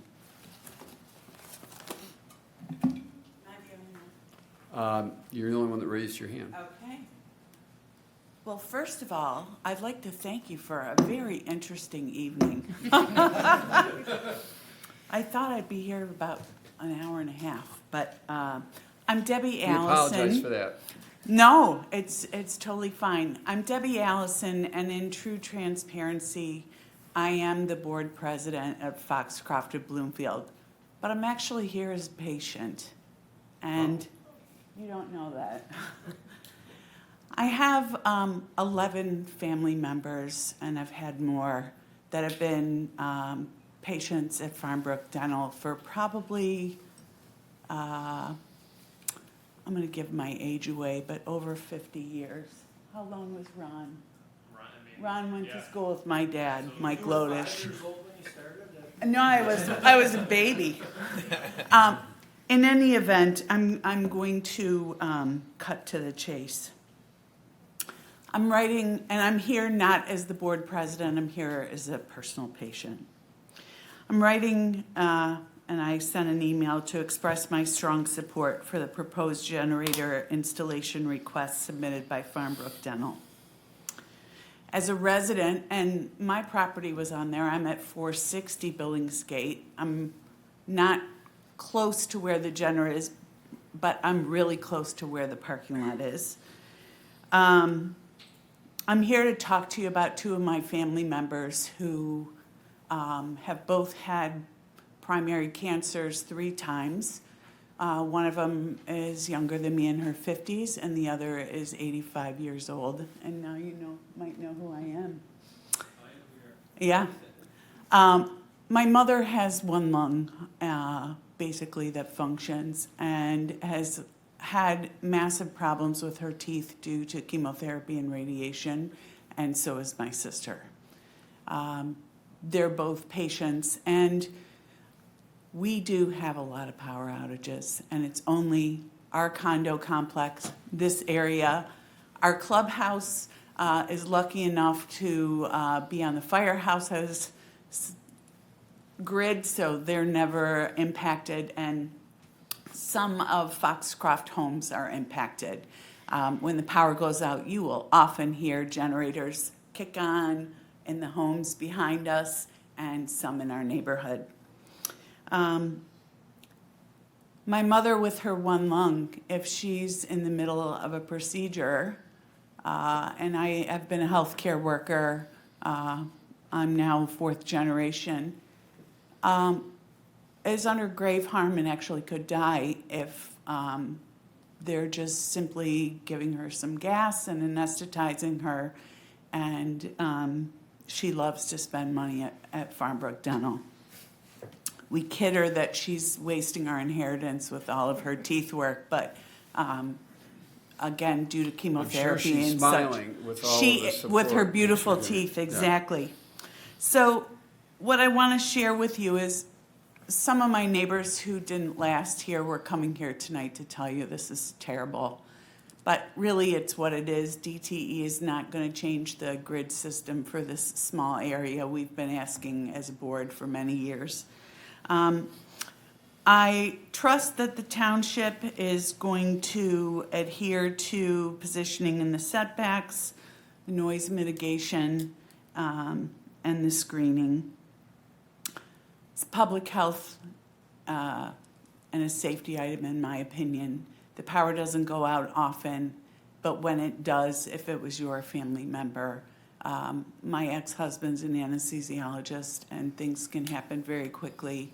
And even though the fire department's across the street, we'd like to see Pat Lodish live another 15 years to be 100. And so I'm going to respectfully ask you to approve this due to the fact that it is public safety. Those guys don't want to work when the power goes out. They're going to safely usher patients out of anesthesia and out of procedures, and I'm sure get them out the door. And I fully support that as a healthcare worker, and maybe someday you guys can help us get DTE to fix our little power issue there. Other than that, my family submitted a bunch of emails, and that's really all I have to say. So thank you very much, and we never, as we have our board meeting here, our annual meeting, sit in your chairs, but it's been a riveting evening, and I want to thank you all for it. That's all. Thank you. Well, I've had the pleasure of meeting your mom. She's quite sprightly. She's a piece of work, isn't Yes, she? she's very colorful. You should have met Doc Lodish. I don't know if you know like that, No, but I've always enjoyed my interactions with your mom, Yeah. so she's a great So, lady. okay, so hold on just a second. That was a wonderful surprise. Thank you very, very much, because I wasn't quite expecting that. I did read the letters. Is there anyone else who'd like to speak on this? close the public hearing. I don't know that there's a need to respond. I think, are we ready for a motion? Mr. Chair, I'll make a motion. And thank you So- again for your patience. With regard to the dimensional variance requests at 6400 Telegraph Road, I move that the appeal be approved as presented, as requested.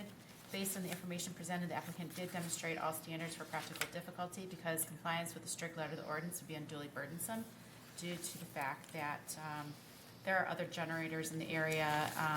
Power during a medical procedure is important. There's no injustice to the adjoining neighbors by reason that it is screened with a wall and other screening materials, and the township will hold them, accountable for being below the noise ordinance. Unique circumstances with the property have been demonstrated, considering that power goes out often, and as a result, that's not self-created. So, if approved, the motion must include all application for necessary permits to be made within 1 year, and all permits must be obtained prior to installation of the generator. It does say here, additional evergreen plantings shall be required, but I'm going to say may be required, because some sort of mitigation, if it's necessary, may need to be done based upon the township decibel levels. Support. Motion, support, any discussion? So on that point, so there is a wall that's going up? If you want to bring up the, I think I There's took a- a bunch of pictures. There's, It's just along that gravel to Yeah. the right. Yeah. So there's an existing high screen of arborvitae's, and it's gonna just go just past where that's a little smoking area, bench. That's It's pretty well just- screened. yeah, okay, Yeah. got it then. All right, so any other discussion? All those in favor say aye. Aye. Any opposed? Congratulations, your request is Thank you granted. so much. Thank you guys. Good night. Thanks for your time.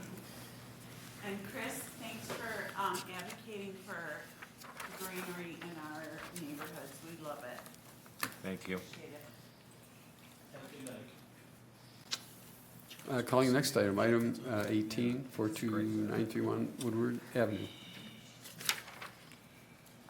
Good evening, ZBA Board. My name is Steve Savaggio. It's my son, Steven Savaggio. We're partners in business, and my best boy here. I actually have two boys. They're both really, really good. But nevertheless, we are here tonight We to. won't tell your other I was son. gonna say. I tell all my grandkids, you're my favorite one. Is he watching? He might be. Okay. But, so we are in the middle of building out, Nourished by Western Market is the name of the business. And we're located at 42391, or 42931 Woodward Avenue, corner of Square Lake and Woodward. So we have a slight hardship there with the viewing of the building and the identification of it.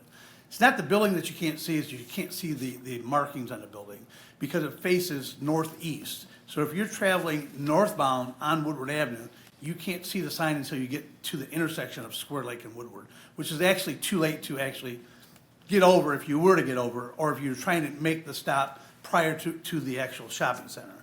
So what we're asking for is a variance on the 120 square feet of signage to add a second sign that faces south on the side of the building. And as you see it to the right there, that's the east elevation. The front sign is 20 by 5, which is 100 square feet. The other sign is 3 by 12, which is 36 square feet, total of 136 square feet. And so the ask is the variance of the second sign and 16 additional square feet. Because of the scale of the building, how big it is, this is done by the sign company and helped out by our design team as far as sizing, to make sure it fits and looks right in comparative to what the building size is.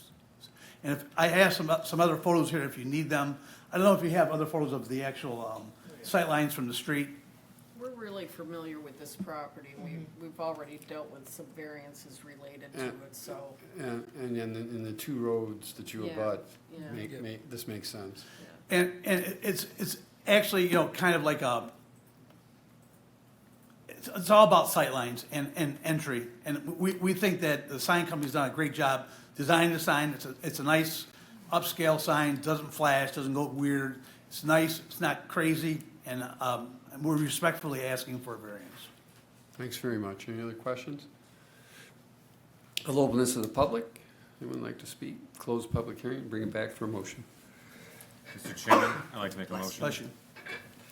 In regards, for the dimensional variance in regards to the appeal at 42-931 Woodward Avenue for the variance for the two wall signs, I move the variance be approved as requested. Based on the information presented, the applicant did demonstrate all standards for practical difficulty because compliance with strict letter of the ordinance would be unduly burdensome because, again, you're on the corner of two major roads, and again, Woodward is fast. So trying to have people come to your business, which is what you want, you need to have some signage to capture both north and south traffic.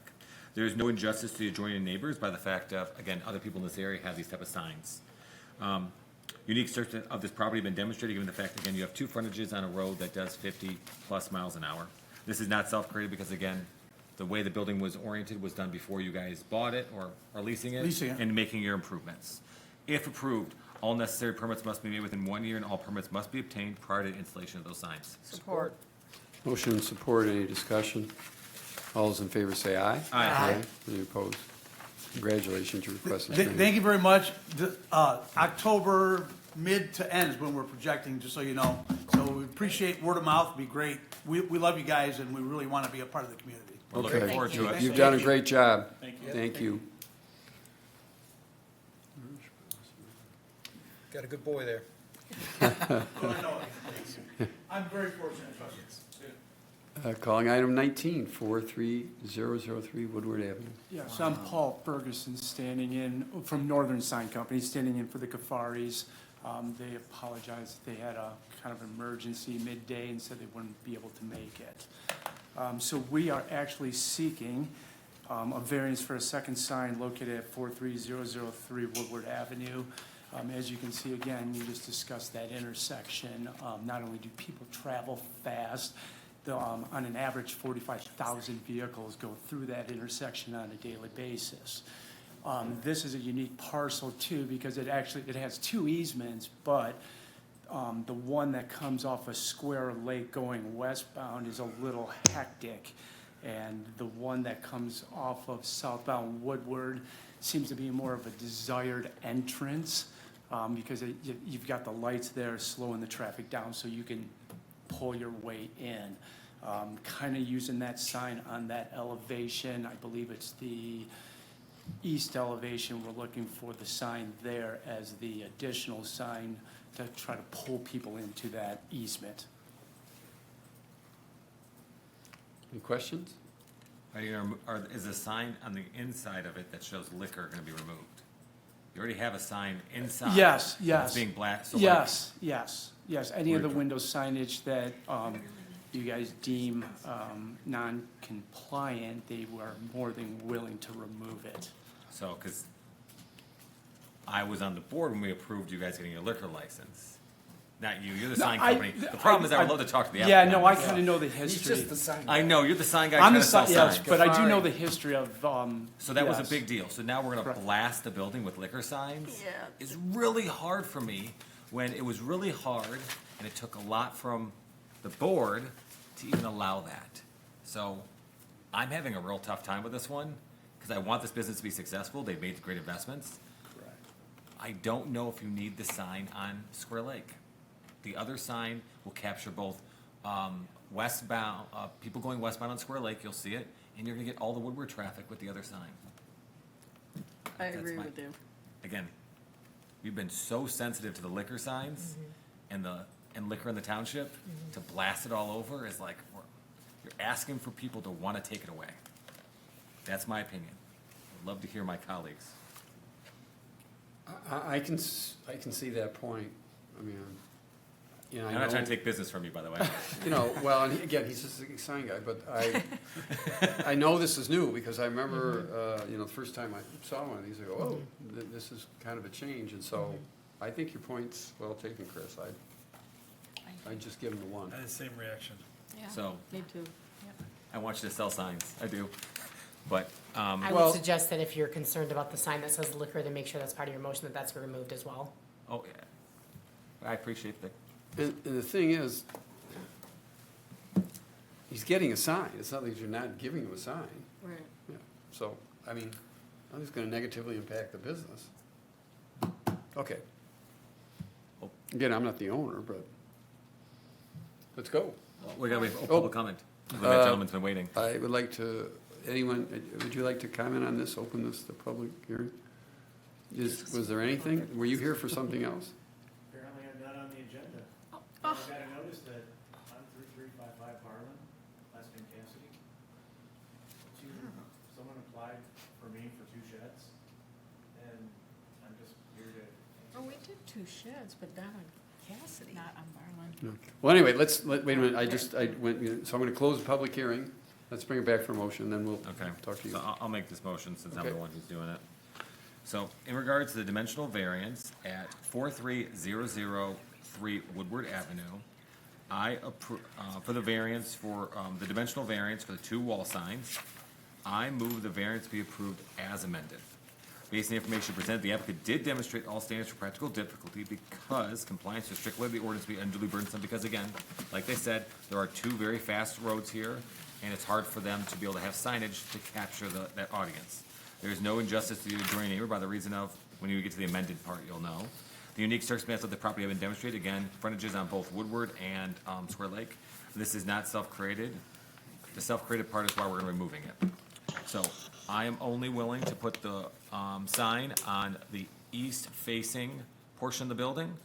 I would like the sign removed on the southern portion of the building, and the sign removed on the interior that says liquor. So the only sign that's being approved is the liquor sign, as shown here, on the east side of the building. Support. Oh, if approved, all necessary permits must be obtained within 1 year, and all permits must be obtained prior to installation of the signs. And you have 60 days, not you, but your applicant has 60 days to remove that interior sign, or it'll be ticketed. Motion and support, any discussion? All those in favor say aye. Aye. Any opposed? The request is approved in part and denied in part. Sure, I appreciate that. Thank you so much, appreciate you waiting. No problem. Have a good evening, guys. Make sure they know you're the messenger. So I think I just discovered what it was. It's my neighbor. Oh, has yeah, the 2 yeah. sheds. I just said that. Yeah. That's happened And before. I spoke with you about, could I put a carport in it? And just a few days later, I got that. and I Oh thought, my gosh, I'm so sorry. I just said that, I bet that he got a notice for another property. Yes, yeah. Well, hopefully- We haven't had 2 Oh my sheds. goodness gracious, I wish you would have let us So, know. so didn't even know I did. Give him one of our gift baskets. Hope you had fun. Don't we have a township gift basket? Oh, come on. I know many of the properties we're talking So do we have a motion to adjourn? Support. All those in favor of adjourn? We're adjourned. Oh, I'm so